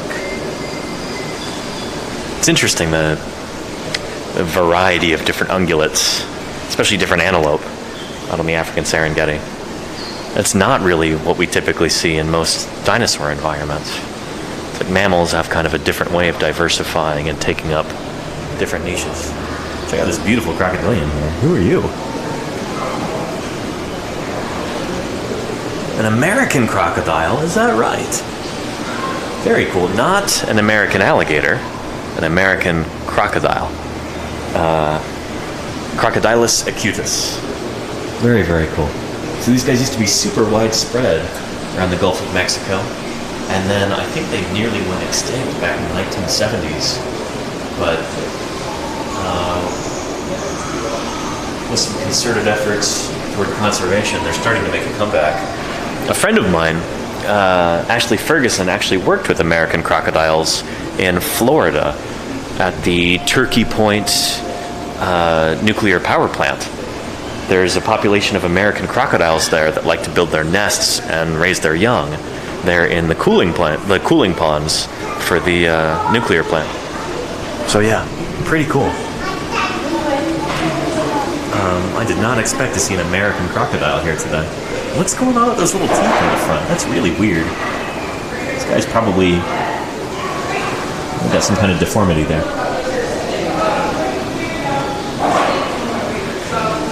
Pretty neat. Pretty neat. Yeah. Yeah.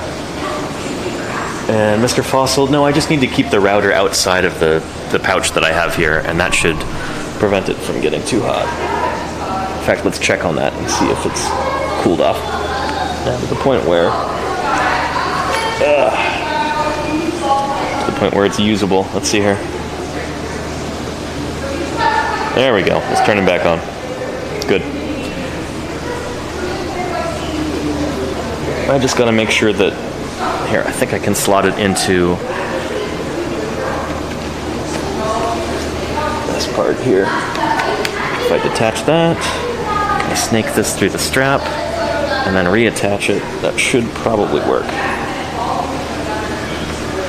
There we go. Should just be able to kind of hang there. So I'm trying to do all this one-handed, and it is not the easiest. Come on now. Sorry, chat, for shaking you around. But, yeah, there we go. That should do it. That should be fine. Yeah. And let's see here.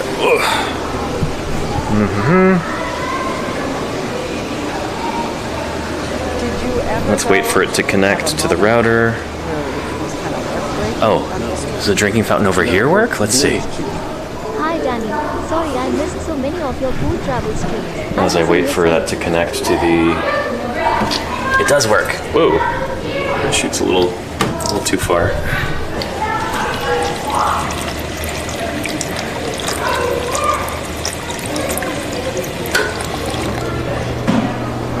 Okay.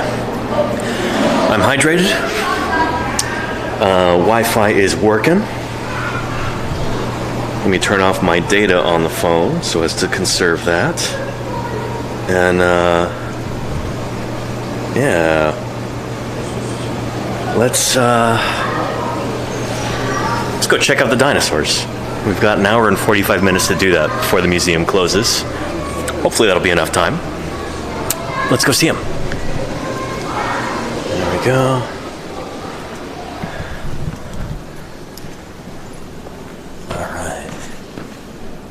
Descend down the stairs again and go see some dinosaurs. Now, I, again, used to work with some people who used to work here at the museum. People like Scott Williams and Katie Tremaine, they did a bunch of field work and a bunch of lab work, and I think also helped design the exhibits and stuff for the Burpee Museum.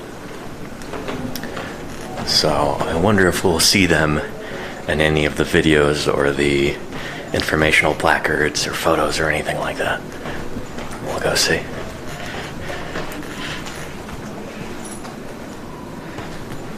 All right. Now what everybody's been waiting for are dinosaurs. Let's go around this side first before we go see Jane, juvenile T-Rex. Jurassic Journeys program. People will volunteer their time. They'll spend a week digging with us. It's a unique location found once again by locals from the Rockford area who went out on expedition. Very cool. This must be the Hanksville Burpee Quarry near Hanksville, Utah. This sits in the puzzle of the Morrison Formation. I got to visit that site back in 2014 with the Mid-Mesozoic meeting. And Katie was there and she showed us around. Actually, yeah, me and Carrie Woodruff borrowed Katie's car in order to be able to go on the conference. And we dropped her off there in Hanksville. You had large looks like that. streams. It was much more lush and wet. You had crocodiles in the rivers. You had turtles swimming around. Freshwater bivalves, all of which are evident here in the quarry. One of the most interesting aspects are the lack of adult animals found here. Interesting. Out of the 20 individuals so far, they all belong to juvenile or subadult animals. Got a jacket there that they're carrying out. We don't know for certain. One of the things we hypothesize got a big old fan there. is calculated to be about Hooked up to a generator. That's neat. its maximum depth. Adult sauropods are 80, 90 feet long, but could probably move right along a river and flood. And however, if the younger the audio here is not out of sync because of me. The audio is out of sync in this video. So don't think the problem is with the streaming setup. Downstream. This kind of thing happens in modern day environments. Think of the Serengeti over in Africa, the Masai Mara River. When that goes into flood, you get wildebeests trying to cross this river. A lot of them get caught up in the waters, wash down streams, and die. Yeah. Accumulate. Interesting. Let's look at some of the fossils. Very cool. And man, stegosaur femurs are weird looking. They're so strange. It's a femur right here and an ulna. So the ulna is one of your lower arm bones. It's the one that your funny bone is attached to, like I don't know, if you ever bang your funny bone, that's the olecranon process on your ulna. So, yeah, that's that part down there. Or no, that part up there, sorry. Olecranon process. That part right there. That's your elbow, basically. There it is on a Stegosaurus. This is the actual fossil that you're looking at there. And there is a femur, and this looks like a 3D print. That's not the original right there. You can see the striations on it. Those little print lines. Very cool. Yeah. So let's read this. A Jurassic Journey.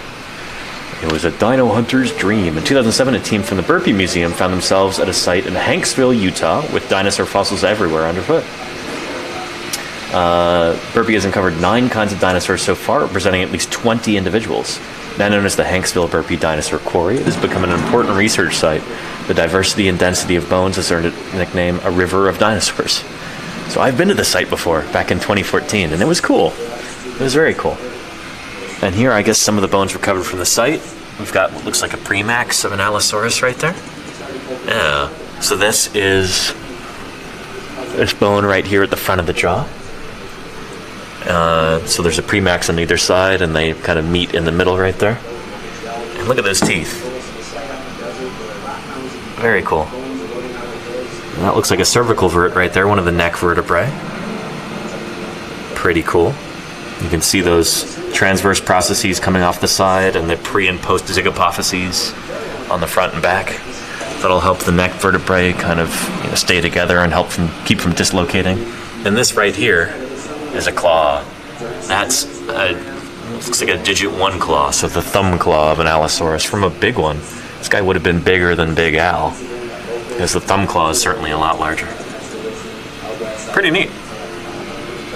We've got some Camarasaur fossils here. There's a lower jaw there, missing the teeth.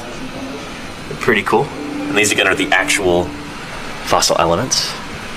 Some of these have been removed for research, which is cool. I actually really love that, seeing that in a museum where specimens have been temporarily removed for research, because it shows that these fossils are being used not just for display but also for science. Somebody's going to be publishing on these, which is pretty cool. Yeah. And Nanosaurus. That's not Nanosaurus right there. They used the wrong illustration. Nanosaurus is a little 2-legged, beaky, plant-eating dinosaur. LJ was talking about these. He's trying to find some Nanosaurus for his museum in order to study the phylogenetic affinities of this dinosaur. But this is the femur right here. So this is the right femur. So the hips would be right here, and that is the articular process that fits into the hip socket. This is the back of the femur right here with the 4th trochanter right there. Kind of like in Camptosaurus, it's got kind of a bend to the femur. Pretty neat. Yeah. Yeah. And based on the supports, there you go, Dinosaur Dave. Yep. Yeah, these are actual fossil bones here. And then this is from some sort of little theropod. Unknown theropod, it says. Yeah. Knowing it as a theropod and then factoring the size and shape, paleontologists believe these bones might have come from a dinosaur called Tanicolagrius. Yeah. Which is an interesting critter. If we ever visit the, like I did last year, the Museum of Ancient Life in Lehi, Utah, we'll see some Tanicolagrius there. It's kind of a smallish theropod dinosaur, predatory dinosaur. Ran on 2 legs. And that is a pretty small femur for a Diplodocus there. Really neat. So this is an enormous dinosaur. I mean, these guys get to be 90 feet long, over 100 feet long when full grown. And the femur might be close to 5-6 feet long, almost 2 meters. But this is a femur from a young Diplodocus, based on its size. Pretty cool. Pretty cool, yeah. Yeah. And Jacob Neon, they have a single bone of unknown origin. Must be a new species then. Don't get started on that, Jacob Neon. And does unknown mean new or can't identify? Can't identify so far. Yeah. If anything, I think a lot of the dinosaurs in the Morrison are probably oversplit. There's more names than there are actual critters. I mean, there's definitely more names, but there's more names that people frequently use today. Like, I think a lot of these different dinosaurs are probably junior synonyms of one another. Just juveniles and stuff like that, or fully grown individuals. I have some hypotheses about that I'd love to... Maybe next summer, I'll go on a collections trip throughout Utah and Colorado and look at some of this material and try and figure out, are some of these animals actually the same critters? But yeah, anyway. We've got truly the king of all dinosaurs here, Dryosaurus. A little beaky plant-eating dinosaur. And that is the ilium. So this is the upper hip bone of Dryosaurus right here.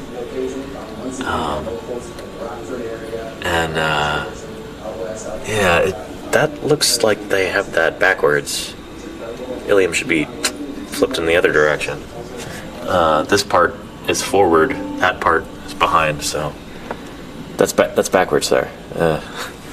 Anyway, so this is the right ilium, or if it were a car, it'd be the passenger side ilium. From the perspective of the Dryosaurus, it's on the right side. So the right leg would be coming out right there. So there's the top of the acetabulum, the hip socket, right there. Pretty cool stuff. Yeah. Diatoma's Attack, more of a Wetosaurus fan. Very funny, Diatoma's Attack. Welcome back, by the way. It's good to have you here. Shoot, let me do like a station break real quick. If anybody's just tuning in, welcome to Paleontologizing. My name is Danny Anduza. I'm a dinosaur paleontologist. I work on dinosaurs. I dig them up. I study them. I publish on them, and now I talk about them 5 days a week here on Twitch. And I'm streaming to you right now from the beautiful Burpee Museum in Rockford, Illinois. Burpee Museum of Natural History. It has been a ton of fun so far, and we've been saving the dinosaurs for last. Since I actually work on dinosaurs, wanted to make sure that, didn't want to go through that part right away, even though that was my first inclination. So yeah, let's go continue to look at some of these dinosaurs. This is cool. Camarasaurus, very neat. Still there in the jacket from the field. Really neat. So I was going to say those don't look particularly large for a Camarasaurus, and yeah, part of the backbone from a juvenile Camarasaurus. So yeah, those are dorsal vertebrae from the middle of the back. So not at the front of the neck, not at the hips. These are not sacral vertebrae, those are dorsals. Very cool. Yeah. And this is neat. I like the way that they've done this. It's a fossil logjam. The mosaic of bones above, the backbones, are from multiple dinosaurs. This is much like they are found in the quarry, minus all the soil and rocks surrounding them. Very cool. So yeah, this is probably like an attritional site where like these animals were coming here year after year. Maybe this was like near a watering hole or something. But if you've got them stacked like this, yeah. Well, I don't know. It depends. I wonder if this is like a Dinosaur National Monument where it's part of a floodplain, or whether this is something different. I don't know. We started poking around south of town, and we didn't really find anything, which was puzzling because this is one of the most famous dinosaur formations in the world. So we went into the local office of the Bureau of Land Management, spoke with Buzz Rocco, the local geologist, and he told us of a site out in the desert where rockhounds have been finding bones eroding out of the hills at the old Cow Dung Reservoir for about 20 years. Cow Dung Reservoir, what a name. No one's ever come out to take a look at it. Relatively soon after working the site, we realized this is a large bone bed. And it wasn't very long after that we realized this is probably one of the largest. Wait, they've got air scribes on site? That's nuts. From there on out, we brought students out every summer. We started our Jurassic Journeys program. People will volunteer their time. Yeah, they're very well provisioned here. Holy cow. You unique location found once again by locals from the Rockford area who went out on expedition out west. Their clothes are so clean too. Incredibly fossiliferous. Man, I wonder if they like stay in a hotel every night or something. And see where this fits in the puzzle of the Morrison Formation? Isn't that what I'm used to? Huh. If you look around the landscape here right now, you'll notice it's very arid. I think we saw this part already. But take a look at this right here. This is a really, really neat display. Large rivers and streams. It was much more lush. Yeah, so we saw a very similar dinosaur to this, another diplodocid sauropod. Freshwater bivalves, all of which are evident here in the in St. Paul at the Science Museum there. But this is... That was Diplodocus. This is Apatosaurus here, formerly known as Brontosaurus. Why is that? We don't know for certain. It's got a slightly broader head. It's kind of a chonkier Diplodocus. I remember Carrie Woodruff, who works on sauropod dinosaurs, saying that like if Apatosaurus is like a pickup truck, then Diplodocus is like a Corvette or something like that. It's kind of like more svelte and graceful. I don't know how good an analogy that is, honestly.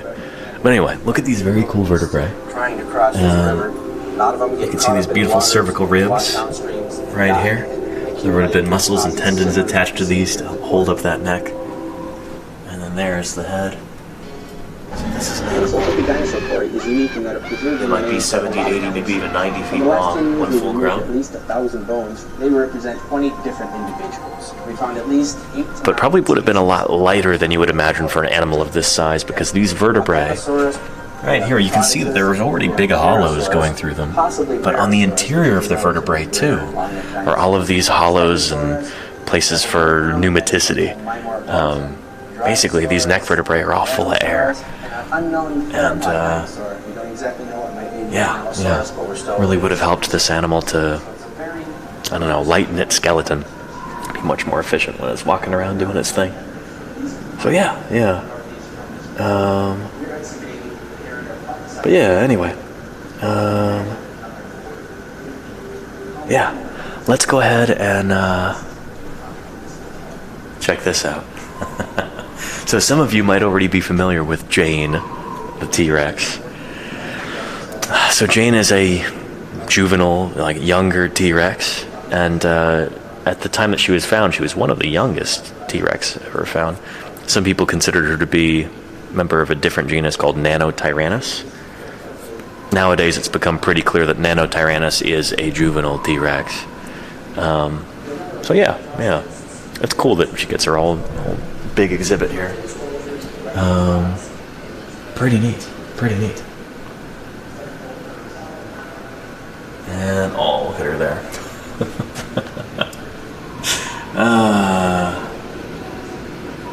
We think that Jane died in a fast-moving river. That she died there or was preserved there? I don't know. It's gonna be hard to say how she died exactly. Yeah, we have no idea what caused Jane's death. Oh, and very cool. Is that? No, that's a cast right there.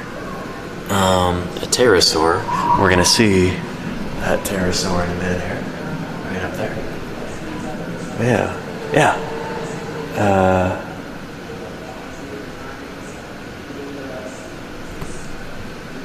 So this is cool.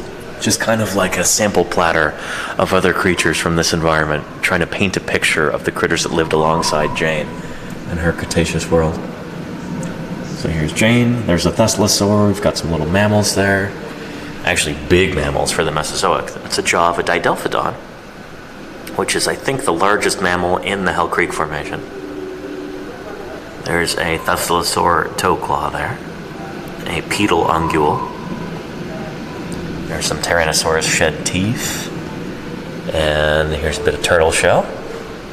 Unknown species of soft-shell turtle. Looks like a trionychid turtle to me. Yeah. And then there is a Champsosaur. Cool. Some of Jane's neighbors. Day in the life of Jane. Let's check this out.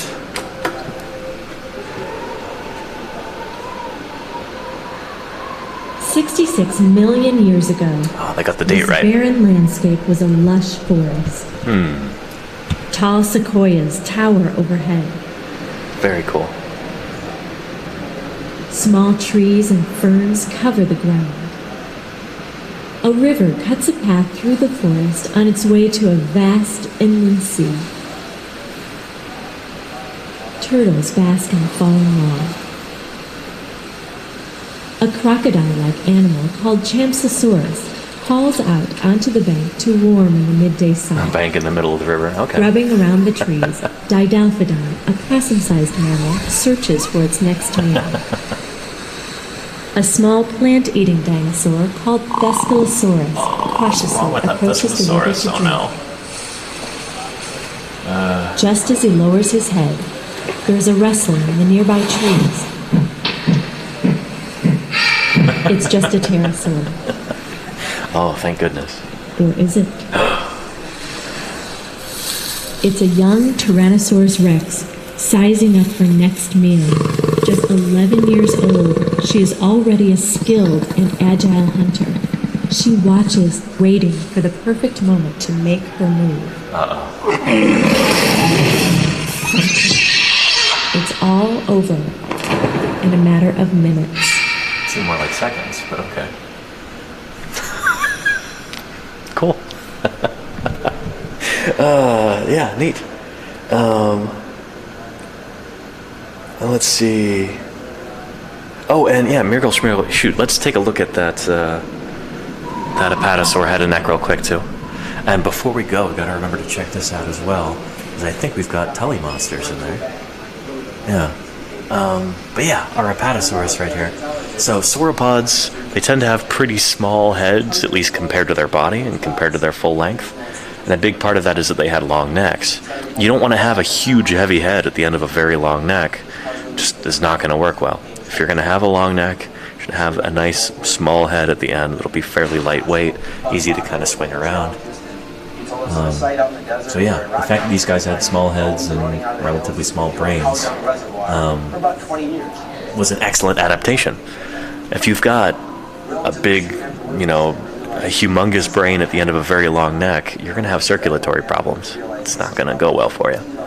So yeah, having a small head, a small brain, is part of the recipe for success for these dinosaurs. One of the reasons why they were so remarkably successful. We've got sauropod dinosaurs from all 7 continents now, including Antarctica.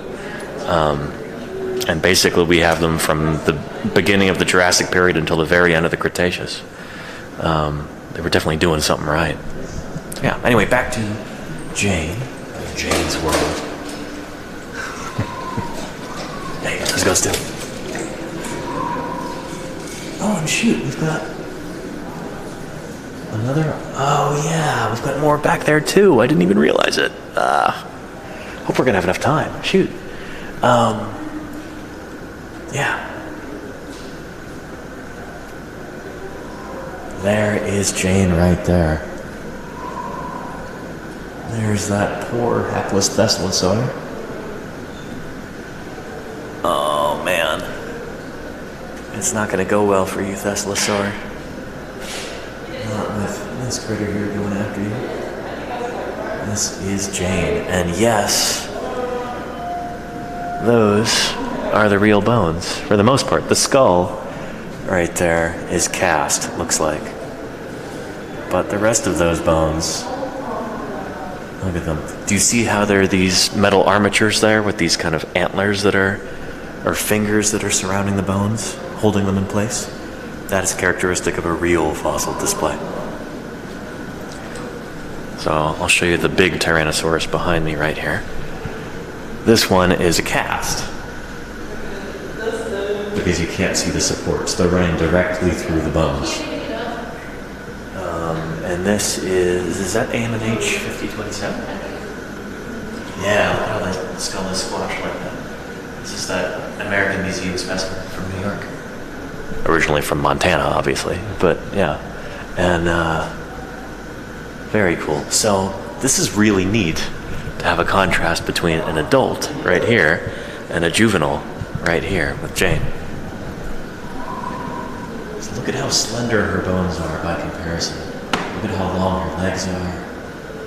Look at how she looks like a speedster compared to that big hulking brute over there. Yeah. This is such a lovely illustration of dinosaur ontogeny. How much these animals changed as they grew and matured. Very different from modern mammals. This is why we think that dinosaur ecosystems are probably just structured differently than we see in the modern day. Like with those different species of antelope that we saw upstairs. You know, you've got such high species diversity for those critters. It's not the same for dinosaurs. Yeah. Yeah. And does it damage the bones to mount them like that? Not if you do it right, Galara Dragon, no. I mean, that's why it could be so expensive to mount a genuine skeleton like this. You've got to have custom produced, like custom welded architecture there. Like, look at each of those different bones in the tail, those vertebrae. You see how they're each kind of gently held in place by those custom welded fingers or antlers, or whatever you want to call them. And then we get to the end of the tail, and that stops, because the end of the tail there is sculpted. Basically, we find the end of the tail, okay? Yeah. Very, very cool. Very cool. Yeah. Yeah. Oh, hang on a second. There's something. Yeah. Soon Danny will speedrun museums, Nafron. I don't want to do that and miss the point. Oh.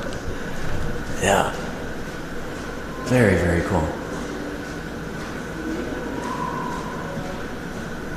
So for a long time, many paleontologists thought that Jane was a different species of dinosaur than Tyrannosaurus, different genus entirely. They called it Nanotyrannus. And the idea was, oh, well, there must be, you know, we've got big diversity of modern mammals, animals, environments today doing their thing. Must have been the same for dinosaurs, you know? So if we find anything that looks even slightly different in, say, the Hell Creek Formation, oh, chances are it's got to be a new species, right? And there are a lot of people who still kind of have this viewpoint. But when we actually test that hypothesis, when we try and find ways to figure out, are these two animals actually different? We find that, well, here's what we find. By cutting open the bones of Jane, which has been done, she's been histosectioned before. It's shown that she's a juvenile. She was about 10 years old when she died, something like that. So not even close to full grown, not a mature animal. If it turned out that she was fully mature, then it'd be like, oh yeah, shoot, it's got to be a different animal than T-Rex. But no, every time that we find a Tyrannosaur in the Hell Creek that looks like this, it always turns out to be young, which is consistent with the idea of them being juveniles. Which is really cool. I mean, I mentioned a few minutes ago that like dinosaur environments would have been different from environments today in terms of how they were structured. In the modern day, like African Serengeti, you might have a bunch of different species of antelope. You've got springboks and gemboks and Thompson's gazelle and elands and kudus and all kinds of stuff, and they're all kind of each doing their own little job. Dinosaurs, it seems, like one species could have multiple jobs throughout their lifespan. So in the case of T-Rex like this, when T-Rex was younger, like Jane here, had these long, lanky legs, was more lightly built, would have been a much faster runner, maybe she would have specialized in feeding on critters like plesiosaurs here. I grew up in Pursuing them Rockford. quickly I and went to this capturing them. museum when I was little, Whereas about 40 if Jane ever years matured ago. It wasn't like this and at reached full all. adult Thank you for size, taking me back. Maybe she'd be taking on big duck-billed dinosaurs, be trying to, eat ceratopsians, triceratops, critters like that. Kind of doing a different job. Mammals don't do that. Mammals pretty much have one niche for their entire life. they're not moving through different ecologies as they mature, like dinosaurs were. And that might be one of the reasons why we've got so many more species of mammal, like big mammals in a given environment, like the African Serengeti, than for dinosaurs. It's because with dinosaurs, The same jobs are being done by just, by far fewer species. Does that make sense? Hope it does. yeah.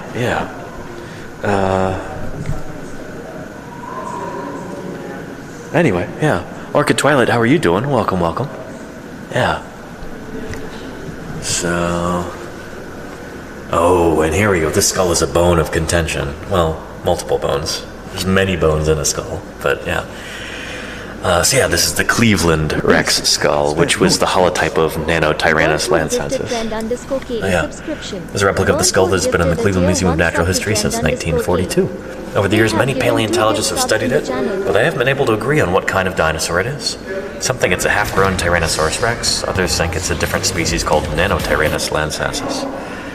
There were two reasons that it was so hard to identify the skull. No one could find another one like it, and no one knew what the body looked like. Then, we found Jane. Jane's skull looks a lot like this one. So, look at this right here. Take a mental snapshot. You got it? And there is Jane, right there. She's a little bit bigger. Got a very similar looking skull.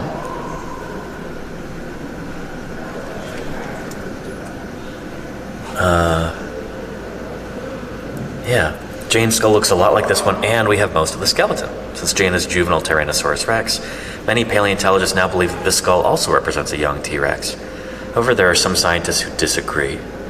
Yeah, but I don't know. There are fewer and fewer every year. We've managed to convince almost everybody at this point that Nanotyrannus is not actually a distinct taxon. We don't really have any good reason to think that it is. When you consider ontogenetic changes through stratigraphy and individual variation, in promoting the appreciation yeah, and it really understanding seems of like fossil science Nanotyrannus and airport Tyrannosaurus are the same animal. And look at this. Face to face with Jane. Very cool. It's a fleshed out model of her head. And is she shedding some skin there? What is that? Look at those big old eyes. So this is a dinosaur that would have had very, very keen senses. Very sharp eyesight. In fact, had that same kind of binocular vision that adult Tyrannosaurus has. So she could actually see directly in front of her. Like that. Would have had very acute hearing and a tremendous sense of smell. We know this by studying the brain cavity of Tyrannosaurus. We can make what we call an endocast, which is basically like a replica of the structure of the brain. We can see how big certain parts of the brain are. And the parts that are associated with vision and hearing are pretty well developed, but the part of the brain that's associated with smell, the olfactory bulbs, are enormous on Tyrannosaurus, just huge. So we know that this creature had an incredible sense of smell also. Pretty cool. This is a beautiful work of art here. They were terrible lizards, don't you know? Should she have feathers on her head? We're not actually sure, Maxim Darnage. We don't know yet. Yeah. Yeah, and why is the streaming road trip gold thingy not moving? I'm sorry, Burntwood. I think it's broken right now. Yeah. How good are birds at smelling, Diatoms? It depends what kind of bird. Some birds have a pretty poor sense of smell, but some birds, like a turkey vulture, seem to have the best sense of smell of any creature alive, except for maybe sharks. I don't know. Yeah, turkey vultures have an incredibly well-developed sense of smell. Yeah. Working on a level 3 hype train. Thank you so much, everybody, for the support. Really, really appreciate that. It's keeping me going here on this trip, and I couldn't do this without you. Thank you. Holy cow! Keep me updated on the progress. I'd love to know. Again, I'm just looking at this. This is my sole means of seeing what's going on. Is the chat window. So yeah. Yeah. So this model shows what Jane might have looked like when she was alive. How accurate is it? Well, 1,000 bits can make a overall wonderful size and shape difference are in highly promoting the accurate because they're based on appreciation Jane's and actual skull understanding of bones, fossil which fit together like a puzzle. earthquakes. The rest of the features are largely guesswork, but patterned after modern-day animals closely related to dinosaurs. For example, the skin is molting like an iguana's. So those are those bits right there that we're seeing flaking off. Almost looks like, I don't know, when kids get Elmer's glue on their hands and peel it off. Similar, yeah. The eyes are large, with round pupils like those in birds. The ears are simple openings like birds and reptiles, and saliva is long and stringy like Komodo dragons. So there you go, yeah. Pretty cool. The eyes in particular I really like. Those must be it may not seem custom made. There's I don't think, you know, sometimes when you're doing fleshed out reproductions of dinosaurs like this, you can use glass eyes that are manufactured for taxidermy. But I don't know if there's any creatures that like, do they make glass eyes this big for taxidermy animals? That might have to be like a custom piece right there. That's super cool. I like that a lot. Pretty neat. Pretty neat. And take a look into that mouth. Oh, man. That's, imagine that, you know, chomping down on your thigh. Stuff to give you the shivers. Yowza. Yowza.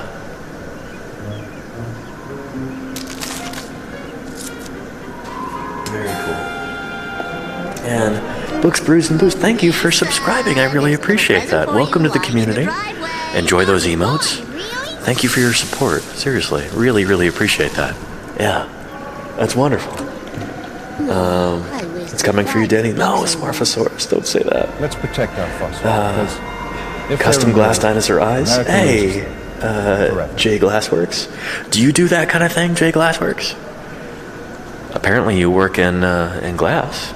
So yeah. Does that look like it's custom to you? You'd be our expert here. Glassworks a subscription. Burntwood gifted a tier 1 Yeah, sub to pretty J neat. Glassworks. That's They very, have very given cool. 3 gift subs in the channel. That seems like it'd be a fun thing to learn how to make, would be glass eyes like that. I'm sure there's some real artistry involved.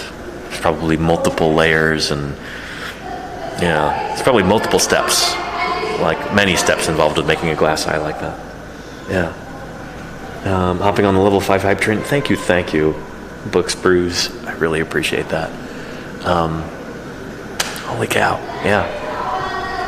Yeah, before we really dwell on our adult T-Rex here, let's take a look at our 1,000 bits Pachycephalosaurus can here. make a wonderful difference in promoting So the this- appreciation and understanding of fossil science. It almost looks too big.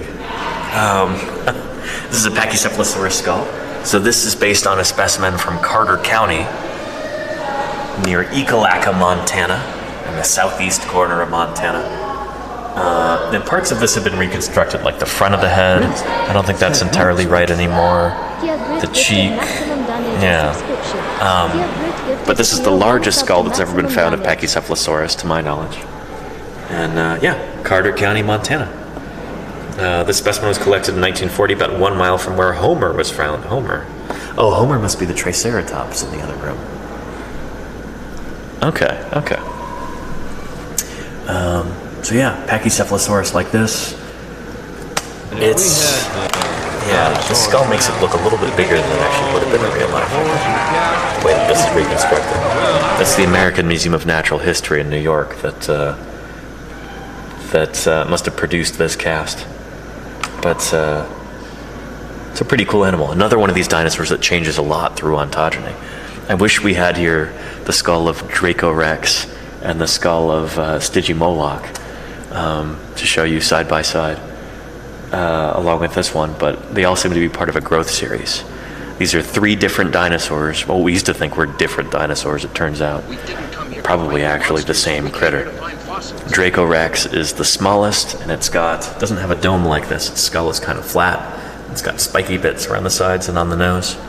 Stygimoloch almost looks like an in-between of Dracorex and Pachycephalosaurus. It's got the beginnings of a dome starting to inflate, and it's got long spikes coming off at the back. And then we think that as the animal was maturing, those spikes in the back would resorb, so they'd get shorter, and that dome would continue to inflate until you get this, like a fully mature Pachycephalosaurus. There's also probably some interesting stuff going on there in terms of stratigraphy, like the way that these animals change their heads over time is probably changing over time. So this one here is from the lower Hell Creek Formation, if I remember correctly. So it's about 67 to 68 million years old. And we're not entirely sure that they ever even reached this stage later on in the Hell Creek. It could be that those changes themselves are changing as these animals evolve over time. So I don't know, we need more specimens and we need better data. We need more people studying them in order to really be able to figure out the mystery of pachycephalosaurs and how they're changing both during their individual lifespans and also changing generation to generation, evolving over time, over thousands and then millions of years. So yeah. 4 subs and 100. Thank you so much, everybody. Holy cow. This community is amazing. Thank you so much, everybody, for your continued support. Level 5 Hype Train, that is extraordinary. I don't even know what to say. Thanks for supporting me and helping me bring this sort of stuff to you. It's been such a joy sharing this museum with you, and we're not even done yet. There's still more to see. Like this T-Rex here. Holy cow. I like how this is just kind of... I like that this is painted a dark color and kind of pushed to the back of the room because, I mean, look at this. Jane is the star of this exhibit here.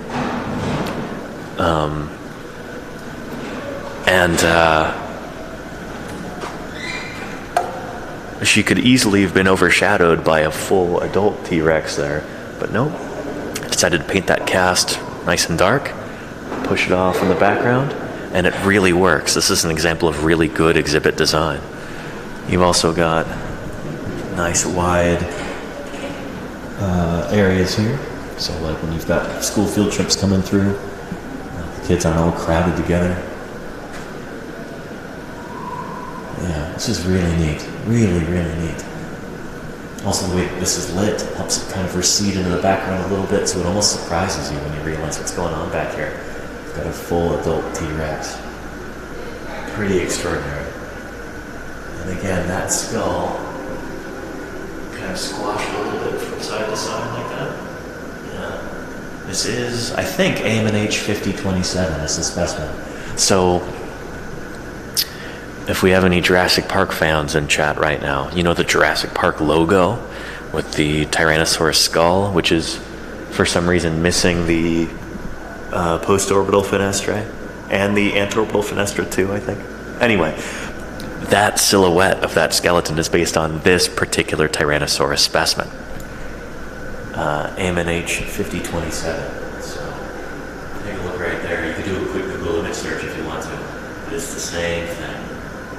That same individual specimen. Now, Tyrannosaurus is one of those dinosaurs where we've got about 50 specimens of it so far, in various growth stages and various levels of completeness. But people like me who, I don't know, spend a lot of time looking at these critters, we learn to tell the difference between different specimens. And so I could tell you, you could show me a picture of a Tyrannosaurus skeleton mounted in a museum, and there's a decent chance I'll be able to tell you which specimen that's based on, you know, which one it's a cast of. Like Jane has become quite well known herself. She's got a distinctive looking skull. And there's the Cleveland specimen right here. Also very distinctive. I'd recognize that anywhere. AMNH 5027. And there's Sue and Stan and the Wonkel Rex and Black Beauty and a number of others. Yeah.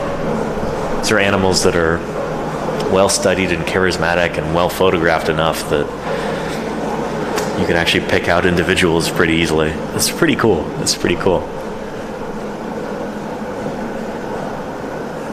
And just look at the scale of this animal. Look how big that is.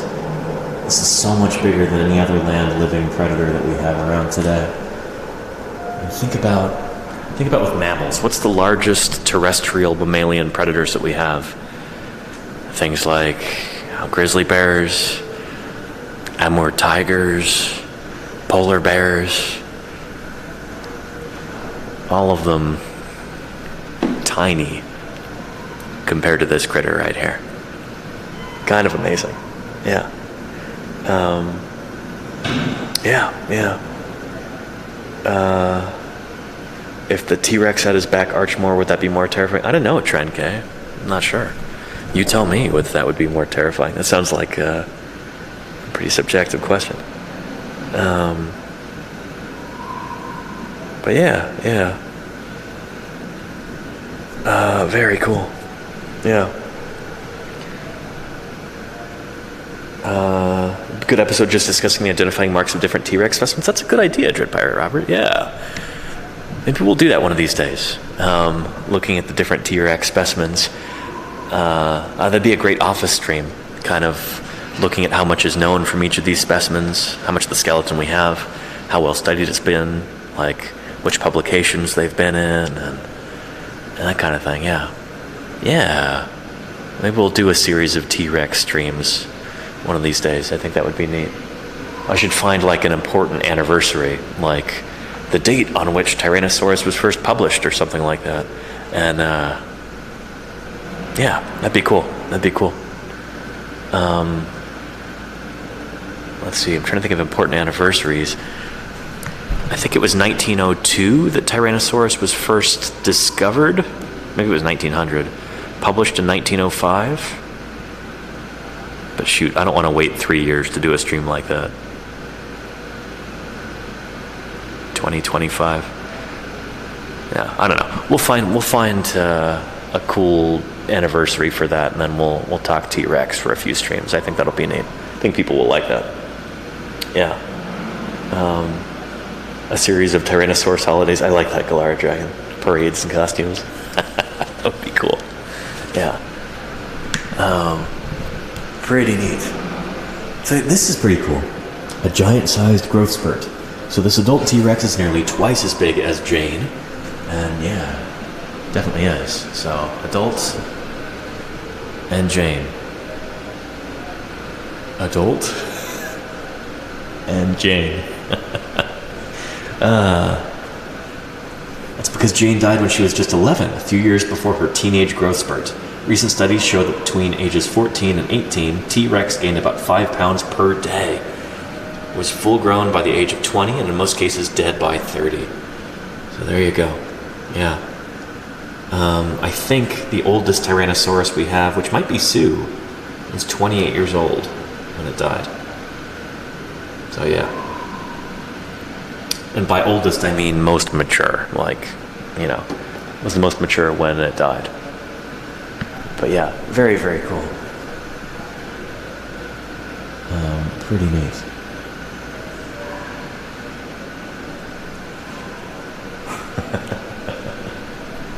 Awesome. Somebody should look up, do a Google search for Holly Woodward Tyrannosaurus histology, maybe. But Woodward, like spelled up here. I'm sure that's not the same Woodward. But Holly's a colleague of mine, also from Museum of the Rockies. She worked under Jack Horner. I think she was one of his master's or PhD students. PhD students, actually. But she was actually the one who cut open Jane and did histo work. So counting the growth rings in the bones of Jane to figure out how old she was. Turns out Jane was 11 when she died. Holly is the one who discovered that. So, yeah. Somebody find that link and post it in the chat. Yeah. And yeah, anyway. Is John Horner? No, Jack Horner, that's Jack's like government name? John R. Horner? John Robert Horner, I think. Anyway, John Horner, Jack Horner, same guy. People who know him call him Jack. Yeah. Very cool. Super neat. Oh, no, I'm thinking of the paper, Claire. Or if you could just find like a press release for that paper. Holly Woodward Tyrannosaurus histology. You'll find it. Oh, yeah. Yeah, pretty cool. That one focuses on Jane in particular. Pretty neat. And there you go. Thank you, Hugin. I think that's probably it right there. Oh, and very cool, Daikaiju. You got to see one of Holly's lectures in Cleveland. Very, very cool. No, Holly's awesome. She's really neat. Yeah. And Jane is the very best example of a juvenile T-Rex skeleton on the planet. See, somebody was asking about Jack Horner. Yeah. Jane is the very best example of a juvenile T-Rex skeleton on the planet. Promises to reveal very important aspects concerning the growth dynamics and evolution of Tyrannosaurus. Very cool. There's Thomas Holtz. Yeah. Phil Curry, Thomas Carr, and Pete Larson, yeah. Pretty neat. Pretty neat. Yeah, very cool. And this, I don't know what this is doing here, but it's cool. Deinonychus discovery. It's a neat plaque here honoring John Ostrom. Oh, I like this a lot. This is really cool. Very neat. Yeah, awesome stuff. Yeah. Android Pirate Robert. Yeah, 1902, discovered, published in 1905. Yep, that's what I thought. I'm glad I didn't misspeak about that. Yeah. And Hilo73, hello to you too. Welcome to Paleontologizing. Shoot. And very funny, Dread Pirate Robert.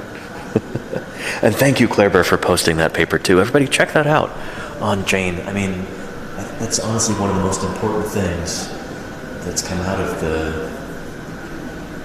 the discovery and study of Jane is how old she was and the fact that she is a juvenile, you know? Yeah. By the way, if anybody is just tuning in now, let's do a quick, station break and intro. Welcome to Paleontologizing. My name is Danny Anduza. I'm a dinosaur paleontologist, and I'm here on Twitch trying to do some good old-fashioned science outreach.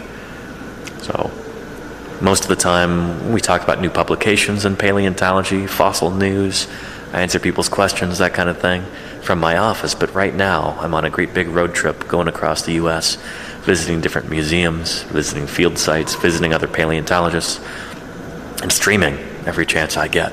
So here we are at the Burpee Museum of Natural History, all the way in Rockford, Illinois. It's been a long drive from California, but it's been wonderful. And we are here with Jane, a juvenile T-Rex. And my goodness, is she beautiful. Let's just take a minute and admire just that beauty and grace of her skeleton there. Just extraordinary. It is beautiful.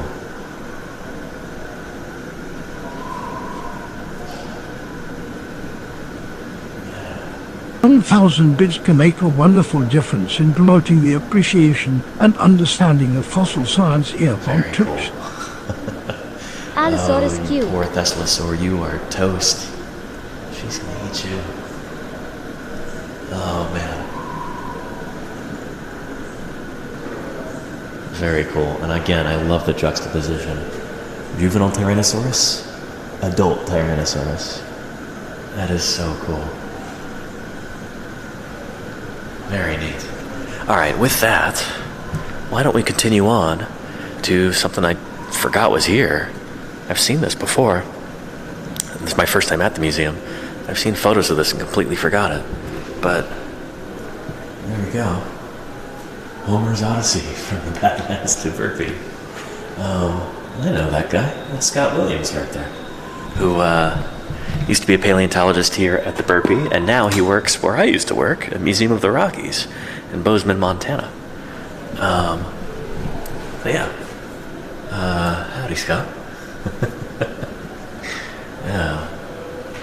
On a hot, dusty Montana afternoon in 2005, Burpee volunteer and Rockford resident Helmuth Redschlag noticed a few ribs and part of a femur as he prospected for fossils in the Hell Creek Formation in the southeastern corner of the state. It's got to be down near Ekalaka.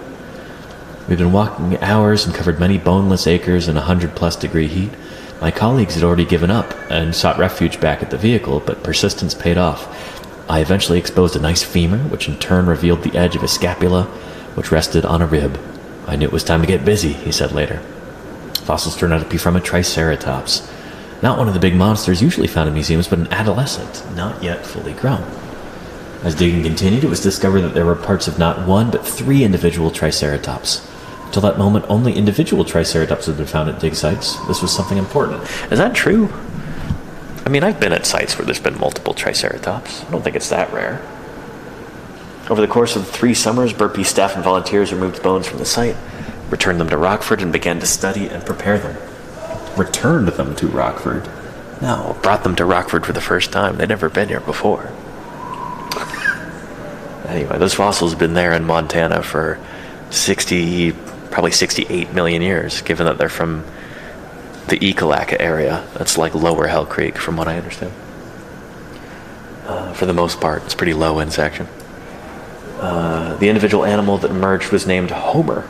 Homer's odyssey from the Badlands to Burpee has provided us with new insights to the lives of Triceratops and offers us a window into the world of the Cretaceous. Pretty cool. Pretty cool. Yeah. And there he is right there. Look at that. So we've seen multiple Triceratops on this trip so far, and they're mostly bigger than this. Yeah. It's funny, like, this is a beautiful specimen right here. It really is. Let's just take a minute and admire. And the pose is really cool too. I like that a lot. But for a long time, we only really had like large Triceratops on displays in museums, like throughout the early 20th century. You know, I don't know, only really had large specimens, and that's probably because it was mostly only large specimens being discovered, because it turns out it can be a lot more difficult to find smaller ducks. Let me know.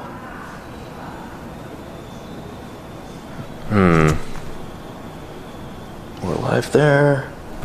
We've got decent bandwidth. Okay, we're back. Sorry, how long was I off for? Yeah. Oh, shoot, it was a while ago. Shoot, I'm sorry, everybody.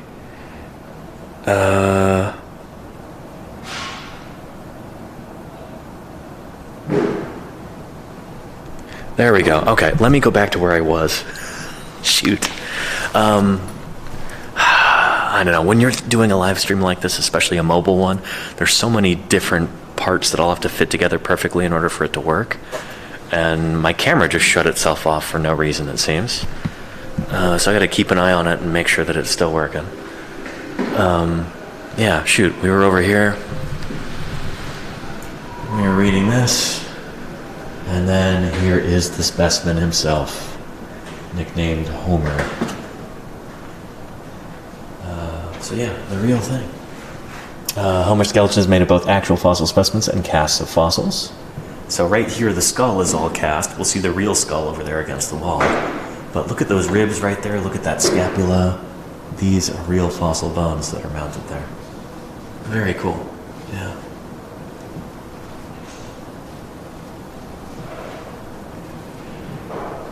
Really neat.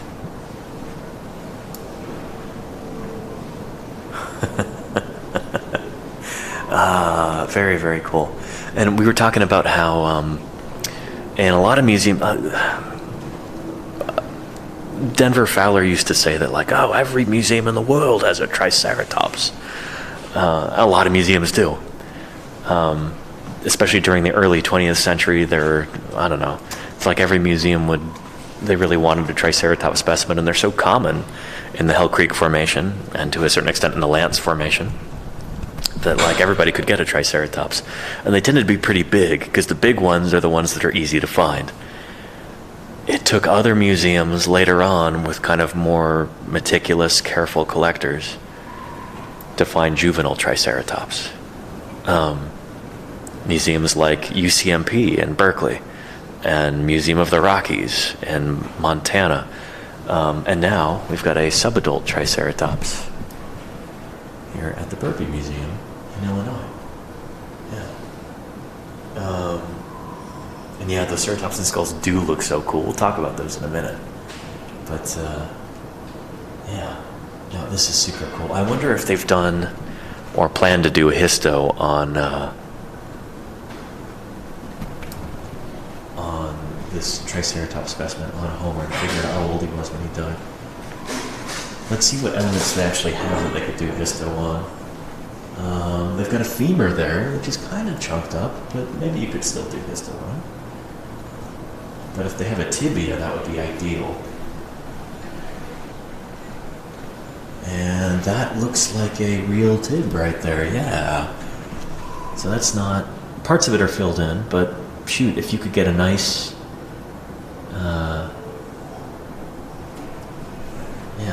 nice slice into the diaphysis there. And you could maybe do a nice histo section and figure out how old Homer was when he died, because that would be really important. Anyway, cool. Let's look at the ontogeny of Triceratops right over here, because I've got a lovely display with some specimens. Conked out on me again. Where are we at? Apologies about that. Shoot. Yeah. Here we go.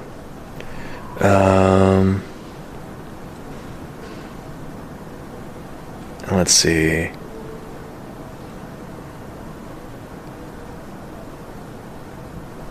And nope, I gotta probably swap out to a different camera. This one is like, the power button got stuck in the back, and it's just like kind of shutting off randomly now.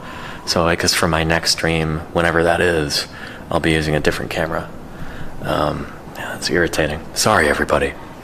Like I said, with a live stream setup like this, a mobile one, there's so many different things that can go wrong, and occasionally one of them does. So, yeah. Just about to go over to the ceratopsian skulls on the wall. These ones here, Sparrow Cat. Did we miss this? Or did we already see this? Let me know. Yeah. So yeah, a lot of you will recognize this right here.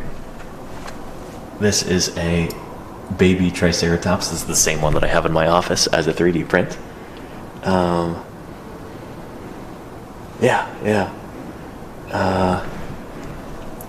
yeah, I've got a 3D print of the same exact specimen, and here's a cast.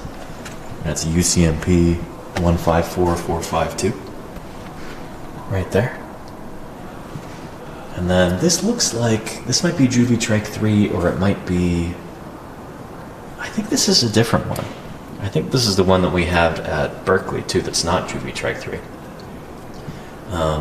But pay close attention to the nasal horns here. So the horn on the nose. On this baby, it's just a tiny little button like that. Basically, it's like, I don't know, not fully fused on yet at all. And then, as the animal matures, it starts to fuse on a little bit. There you go. Is it the 2-month hatchling, Jody Fish? This is probably about a year old or something like that. I mean, it would have hatched out of an egg that was smaller than that skull. So, even though these animals were growing really fast, you know, that's probably a 1-year-old right there, or something like that. Yeah. And Tea Time Cat, we haven't looked at the skulls before this at all yet. I'll do that later. We're just talking about Triceratops right now. Then we'll look at those other ones in a few minutes. But there we go. Yeah. And Trenke, that's the first baby Triceratops skull you've ever seen? Well, shoot. I mean, I've got that in my office too. That same exact specimen. I have a 3D print of that in my office. These big ol' eyes, tiny little brow horns, and even tinier little nasal horn. And so as the animal matures, that nasal horn starts to fuse onto the nose there. And then here's Homer, and it's not fully fused on yet, even though he's a subadult. But notice the way that the horns also change shape, the brow horns. They start off as little nubbins, and then as the animal grows, they're kind of pointing backward like that, and then they start to face forward as the animal matures. Yeah, very cool.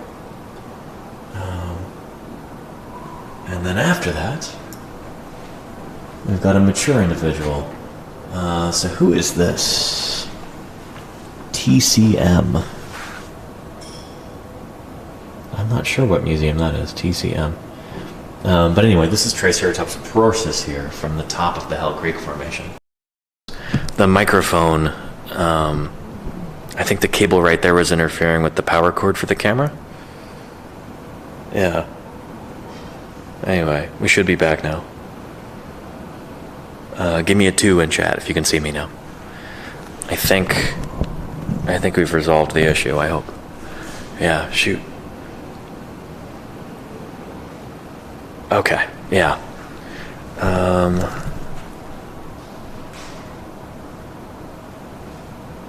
Triceratops prorsus. There you go, Dinosaur Dave, thank you. Yeah, so Triceratops prorsus right there. And Triceratops horridus. Homer. I suspect Homer is probably Triceratops horridus from the lower Hell Creek. And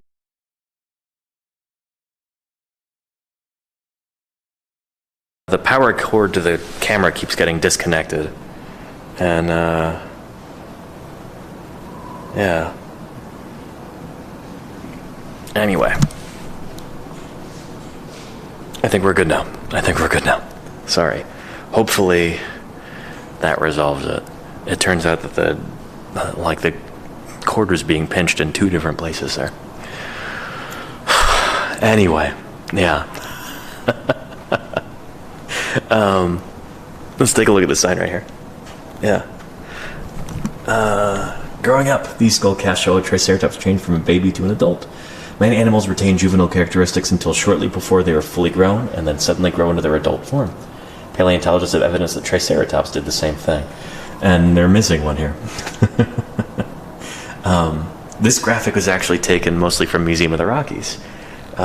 We've got this same display with this guy, Juvie Trike 3, or whoever that is right there. I think that's Getaway Trike there. There's Homer, and then there's Mort. We should have Torosaurus there at the end. Attention Burpee guests, it is now 4:30. The Burpee Museum of Natural History, the gift shop, and the tunnels of the Rockford Museum Park will be closing in just 30 minutes at 5 p.m. Okay, there we go. Yeah, it's a good thing we're here toward the end. But, yeah, very cool. Yeah. Oh, somebody shouting no. I thought that the camera was off again. No, but we're about at the end of this anyway. Check out this beautiful Pachycephalosaurus skeleton here. This is really cool. I'd love to talk to Kerry Woodruff about this. And he just finished his PhD on Pachycephalosaurus. And, ooh, there's a couple things that I could spot here that... probably need to be changed. But very cool. See, these are some of the animals that lived alongside Homer, the Triceratops. Pachycephalosaurus, Tyrannosaurus, other Triceratops, and then these crocodilian. Oh, this crocodilian right here. Who is this?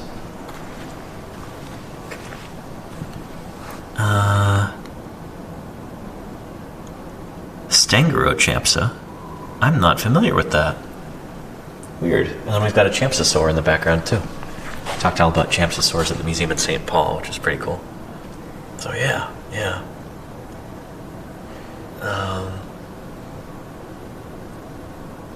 Very cool. Yeah, Champsosaurs again. These are very crocodile-like critters, not related to crocodiles. It's some sort of other kind of reptile that lived in the Cretaceous period. Completely different from crocodiles. Very weird and cool. And you find their vertebrae all over the place. They've got these very distinctive looking vertebrae. I'll show you some sometime. I think I've got some in my office. Oh, and there's a pachyderm right there. So this is the cranial dome of a Pachycephalosaurus. And so this, from this dinosaur right here, Pachycephalosaurus, we usually only find one part. And it's this, it's the dome. I've helped excavate some pachydomes like this before. We had one in 2012 that we called Captain Knucklehead. Denver found it, and he got to name the site. So Captain Knucklehead it was. And it was a dome even bigger than this one. But this is just a thickened skull roof. That's solid bone up there. Not housing a big brain or anything like that. That's just solid bone. And this is by far the most resilient part of the animal and one of the most distinctive. And so we find, this is the most commonly found part of the Pachycephalosaurus. Yeah. If you're going to find any part of a pachy, it's almost always the skull dome. Yeah. The original hard hat. There you go, Bill. Sure. Pretty cool. Now, the rest of the skeleton, I think somebody's working on a monograph describing the postcrania. So maybe once that finally gets published and becomes widely distributed, it'll be easier to identify other bits of Pachycephalosaurus. But for now, it's the skull is the most distinctive part. And that dome in particular is the most frequently found and probably the most frequently preserved, too. You know, we've talked a lot about fossils and how like, the more resilient a part is, the more likely it is to be fossilized. So, like, the less delicate it is, the more substantial it is, the more likely it is to actually, you know, get buried in the first place, not just get chomped on by a predator and, you know, split to dust. But yeah, also to survive the fossilization process and then survive enough weathering that it can actually be discovered by paleontologists. That skull dome is definitely that most resilient part for these critters. So yeah, pretty cool. I love this mural in the back too. Really neat. Yeah, it's Michael Skrepnik, I can tell. Really well-known paleo artist who's got a distinctive style. And that is Homer right there. Wow. So this was painted specifically for this exhibit, I suppose. Very cool. So look at the shape of that Triceratops head right there. That's that guy. That's Homer right here. Pretty cool. Pretty cool. Oops. Very neat. We've got our 2-star dinosaur attractions. Jane over there. And Homer right here. Very cool. And that noise that you just heard was my stomach growling. I did not have lunch today. I'm looking forward to eating something when I'm done with this stream. But yeah. Oh, and Element Watson wants to know, did these dinosaurs bash heads like bighorn sheep? That is an idea from a long time ago that maybe Pachycephalosaurus would have done that. That maybe that big, thickened skull dome was for, you know, head ramming. We don't think so anymore. And, you know, Kerry Woodruff, who just finished his PhD on Pachycephalosaurs, he looked at multiple lines of evidence to try and figure out if that's what they were doing, and it turns out, no, it doesn't seem like they were at all. Their necks aren't really built for that. The skull dome itself, it might be very thick, and it might be more or less solid bone, but it's not strong solid bone. It's very porous on the inside. So it would not be good at shock absorption at all. It actually would have been fairly delicate, because the whole point of that dome seems to be to inflate really fast as the animal reaches maturity, to show like, hey, look at me, I'm full grown, I'm fully mature. It's not built for, you know, to withstand any kind of a blow, you know? So yeah, it seems to be mostly for display. And which is why we often find them, when we do find a skull dome, it's often chunked up like that. Like it's a big, thick piece of bone, but usually chunks of it missing, and it does have a tendency to kind of fall apart a little bit. So like it's not like armor, you know? Does that make sense? Yeah. So it's not meant to knock down T-Rexes. No, Jody Fish, it is not. So inflate, so they are complete airheads? Not quite, Hillo. When I say inflate, I just mean grow really quickly. Like they'd get a growth spurt on the skull dome, and yeah. Does that make sense? I hope it does. I'm going to adjust the camera here and hope that doesn't cut it off. There we go. Good, we're still on. Excellent. Yeah, I love the art, no grass in sight. There you go, Trent K. Yeah. No, Michael Skrupnik knows what he's doing with that art there. Very cool. And there's a lovely Eubaena turtle there. But the paleontologist field isn't Very narrow to cool. what we understand. That is an actual fossil contrary, specimen, we not a stretch our replica. That is an understanding to actual try and fossil take in the turtle that we're universe. looking at. And it is gorgeous. Yeah. From western Carter County, Montana, 66 million years old, collected by Scott Williams, who now works at Museum of the Rockies, where I used to work. Very cool. Yeah, neat. I don't know if that's 66 million years old. It might be 67 or 68, given that, again, I think most of the Hell Creek stuff in Carter County tends to be lower Hell Creek. But yeah. Anyway, and here we've got this whole accumulation of different small fossils. Again, kind of a sample platter of all the different critters that lived in this time and place. Very cool. Yeah. So a Tyrannosaurus thumb claw right there. There's a claw and metacarpal. That's not a metacarpal, that's a phalanx. Oh, these are metacarpals. No, they're not. Those are pedal digits. That's an ungule, a claw, and a phalanx, a finger bone. Anyway, I don't know. Some of these displays could use some work. But yeah, little fossils like this, you know, they're fun to find and they're cool, but they're also really informative because they show you what kind of animals were also living in the same exact time and place. We've got lots of little mammal teeth there. Somebody was really hunting for mammals in order to find those. Look how tiny they are. These mammals during the age of dinosaurs were minuscule. We've got a bunch of turtle elements and crocodile scutes. There's that very distinctive crocodile texture on those. Lovely. There's an upper arm bone from a turtle, humerus there. Very distinctive looking.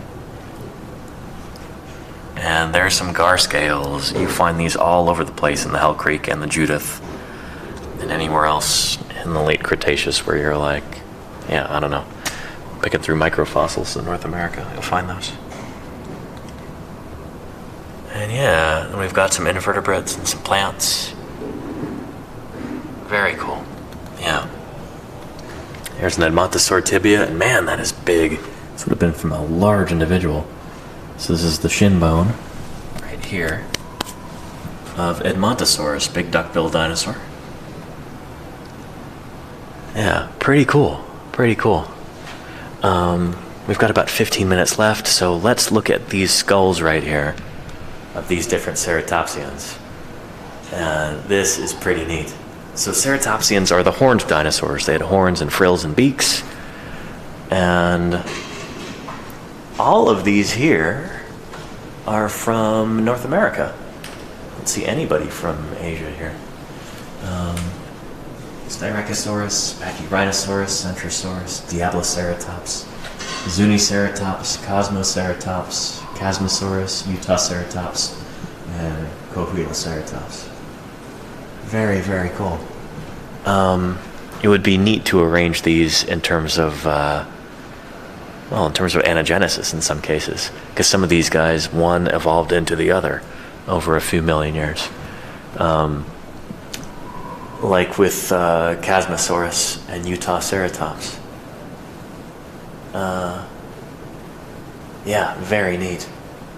Or I think over time Utaceratops probably evolved into Chasmosaurus. I'd have to check. My old crew chief and kind of my mentor when I was in Montana for a while, Denver Fowler, part of his doctoral thesis is on the evolution of ceratopsian dinosaurs. So actually placing them all in their proper time context and then figuring out, oh shoot, did this one evolve into that one over time? And it turns out some people had the dates wrong for some of these guys, and when you actually have the correct dates for them and you put them all in their proper place, then some really interesting patterns emerge, and you can basically watch one species of ceratopsian slowly evolve over time into another. It's pretty cool stuff. But you've got to make sure they're all arranged correctly in terms of time before those patterns actually emerge. So it's pretty neat stuff. Pretty neat stuff. Yeah. And those ruffles on the top of the skull are interesting, says Oliver. But yeah, those are what we call epis, or at least in Triceratops they are. With some of these guys, they might just be projections of the... No, they're epis on Utaceratops. Epiparietals, episquamosals. The squamosal bones are the bones on the sides, and the parietals are the ones at the very top and then in the middle, that middle parietal bar. Those are two parietal bones that are fused together there. Yeah. And so on the fringes, you've got those little spiky guys that are called epis. And in Cosmoceratops, they're really weird and cool looking. They kind of curve over the back of that frill, like that. And, yeah, pretty neat. Diabloceratops and also Machairoceratops kind of do the same thing there, it seems. Diabloceratops and Machairoceratops, probably very close relatives, might even actually be the same animal. I'm not sure if they're stratigraphically separated or not. And Centrosaurus has something similar going on the back of its frill. Pachyrhinosaurus and Styracosaurus are some pretty dramatic examples as well. Cool stuff. So, I don't know, people often ask me about the crazy horns and frills of ceratopsian dinosaurs. Like, why did they evolve that? Is it for defense? Is it for thermoregulation? What is it for? And no, the answer seems to be for display. Good, camera's still on. Good. These animals, they develop all this really crazy headgear, and it seems to evolve really quickly. That's not really indicative of something that's functional, you know? Like, if those evolved for defense, you would think that they would hit upon, like, you know, something that worked and they'd kind of stick with it, but they clearly don't do that. They've got all of these different crazy shapes to their horns and frills, and it changes really rapidly. That's something that's characteristic of, like, a display feature. Almost like changing fashion trends, you know? It's like something is trendy one year and then suddenly it's very much out of fashion. With display features on dinosaur skulls, it seems to be much the same. This is something that evolves very quickly, and yeah, it's kind of fickle, you know? Certain trends kind of emerge and then they go away. We see this throughout the evolution of these horns and frills. Now that we have enough specimens, yeah, we can really start to see some of the gray areas, and we can actually kind of watch these animals evolve over time, thanks to the work of people like Denver Fowler. And it's become increasingly clear that these are for display. I'm sure the horns, you know, they're pointy. They could have been used for defense too, but that's not why they evolved in the first place, it seems. It's not their primary function. Does that make sense? Yeah. All the girls like, there you go, Ice Salad. Yeah. So yeah. And if you have an elaborate frill, it shows that you are healthy and therefore a good mate. There you go, Caravan. Good genes, good at surviving, good at getting food. Yep, yeah. It's a sign of fitness, you know? So yeah. But not just that, also, so we're looking at all of these different ceratopsian dinosaurs here with their wildly different horns and frills. And it turns out that those horns and frills seem to change shape a lot as these animals grow and mature, too. Throughout their individual lifespans, Just like with Triceratops over here, those skulls are constantly changing shape. Those horns and frill, like, you know, you've got these sweeping changes that happen throughout the life of an individual animal. Each of these different ceratopsians over here is probably doing the same thing. We just don't know yet because with Triceratops we have so many specimens. There's probably 500 specimens, maybe 1,000 specimens of Triceratops that have ever been found in various museums around the world. So we can start to see all of those crazy changes that happen throughout their lifespans, but a lot of these dinosaurs are only known from like one specimen. So if we had the same number of specimens from each of these guys as we have from Triceratops, then maybe we could start to piece together the changes that these animals were undergoing through their individual lifespans too. Like with Triceratops. Because it seems like having big elaborate horns and frills, it's also really helpful for these animals to be able to say, hey, look at me. I have reached maturity. I am now fully mature. Yeah. And like, I'm no longer a juvenile, you know? For whatever reason, that was really important digging up to these dinosaurs, hard, it seems. frustrating work. It takes months or years. Good, camera's still to going. leave it to the professionals. Yeah. And Mirgel says, so if defense isn't a primary function of the horns, then what gets used for defense? I mean, the horns very well could have been used for defense too, Mirgel. But also just like, I don't know, that big formidable beak would have been something to watch out for. I mean, look at that beak right there. You're familiar with a snapping turtle and how that could easily take your fingers off. Imagine something like this. It's not like the horns would not have been used for defense. It's just that doesn't seem to be the force behind their development, the force behind their evolution, you know? And in certain dinosaurs, like Pachyrhinosaurus up here, who doesn't really have a big formidable horn. At least it doesn't seem like it. Maybe there was a big keratin horn that came off of that. Like on Styracosaurus up there, but just made of keratin. Not preserved here. I suppose we don't know for sure. But, yeah. We do have like multiple kinds of ceratopsian dinosaurs where the horns become significantly less pointy. Like with Cosmoceratops right here. Not all of these guys have crazy, super formidable looking horns. Sometimes they sort of evolve away from that. So it seems to be that like anti-predator defense is probably not the primary function of those horns. Does that make sense? It's more important for them to look distinctive than to actually be really fearsome in use against a predator. So yeah. But yeah. Anyway, cool stuff. We are now going to say goodbye to Homer and our ceratopsian dinosaurs here. And other marginocephalians like our Pachycephalosaurus. Let's walk back past Jane.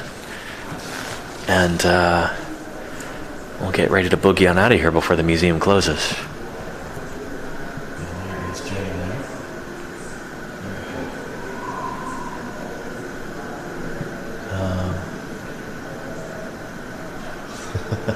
Let's just do one last loop around Jane and past this adult T-Rex. Just gorgeous.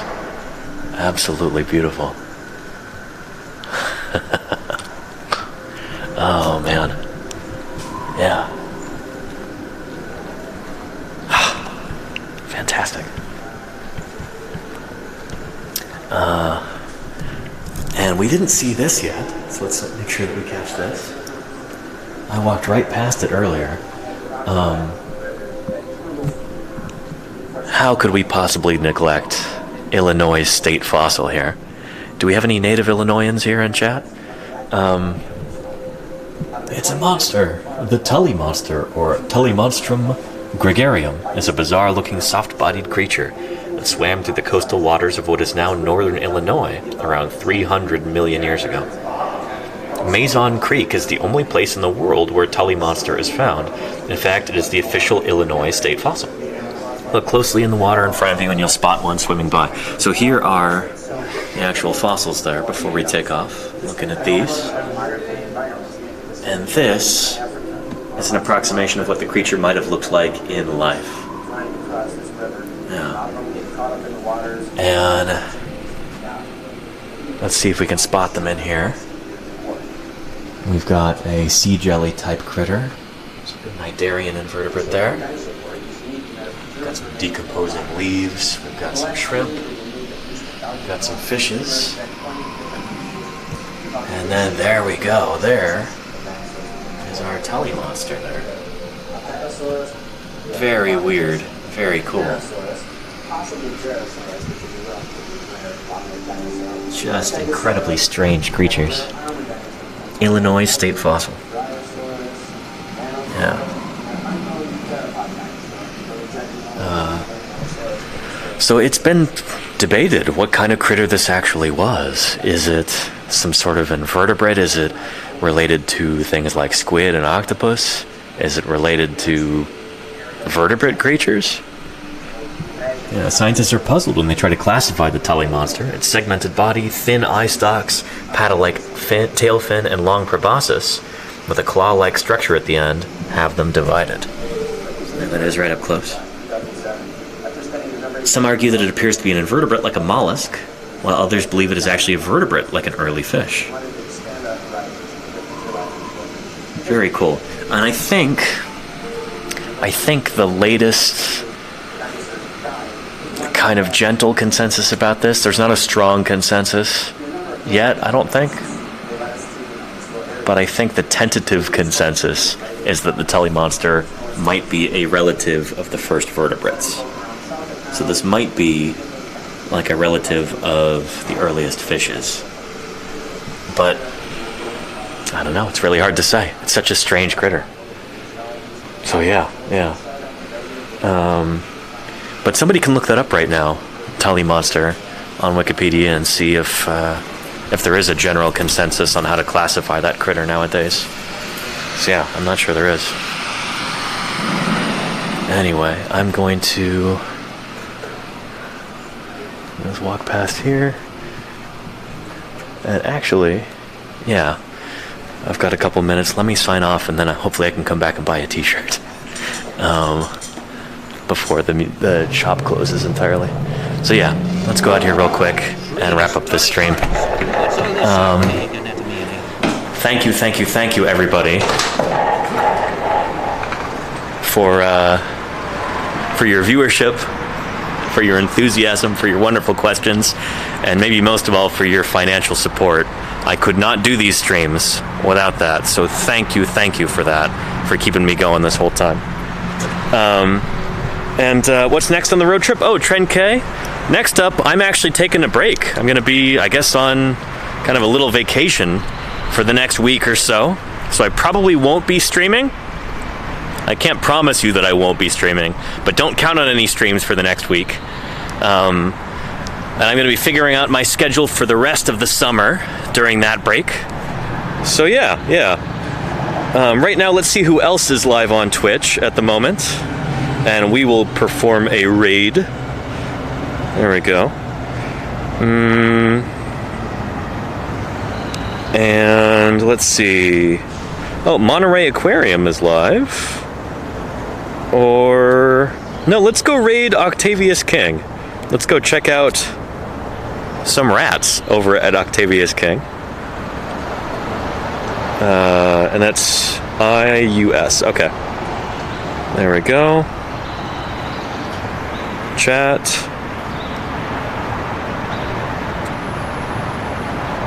/ raid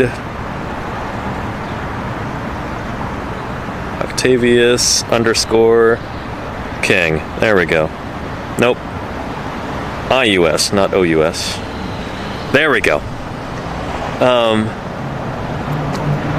Everybody, thank you so much for helping make this another wonderful stream. I hope you had as much fun as I did at the Burpee Museum of Natural History. If you're ever in Northern Illinois, make sure you stop and check out this museum. It is well worth your visit. I had a great time. I hope you did too. Everybody, you take care of yourselves. I'll see you in about a week for another stream. But until then, everybody, you be safe out there. Take care of each other and be kind. All right, everybody.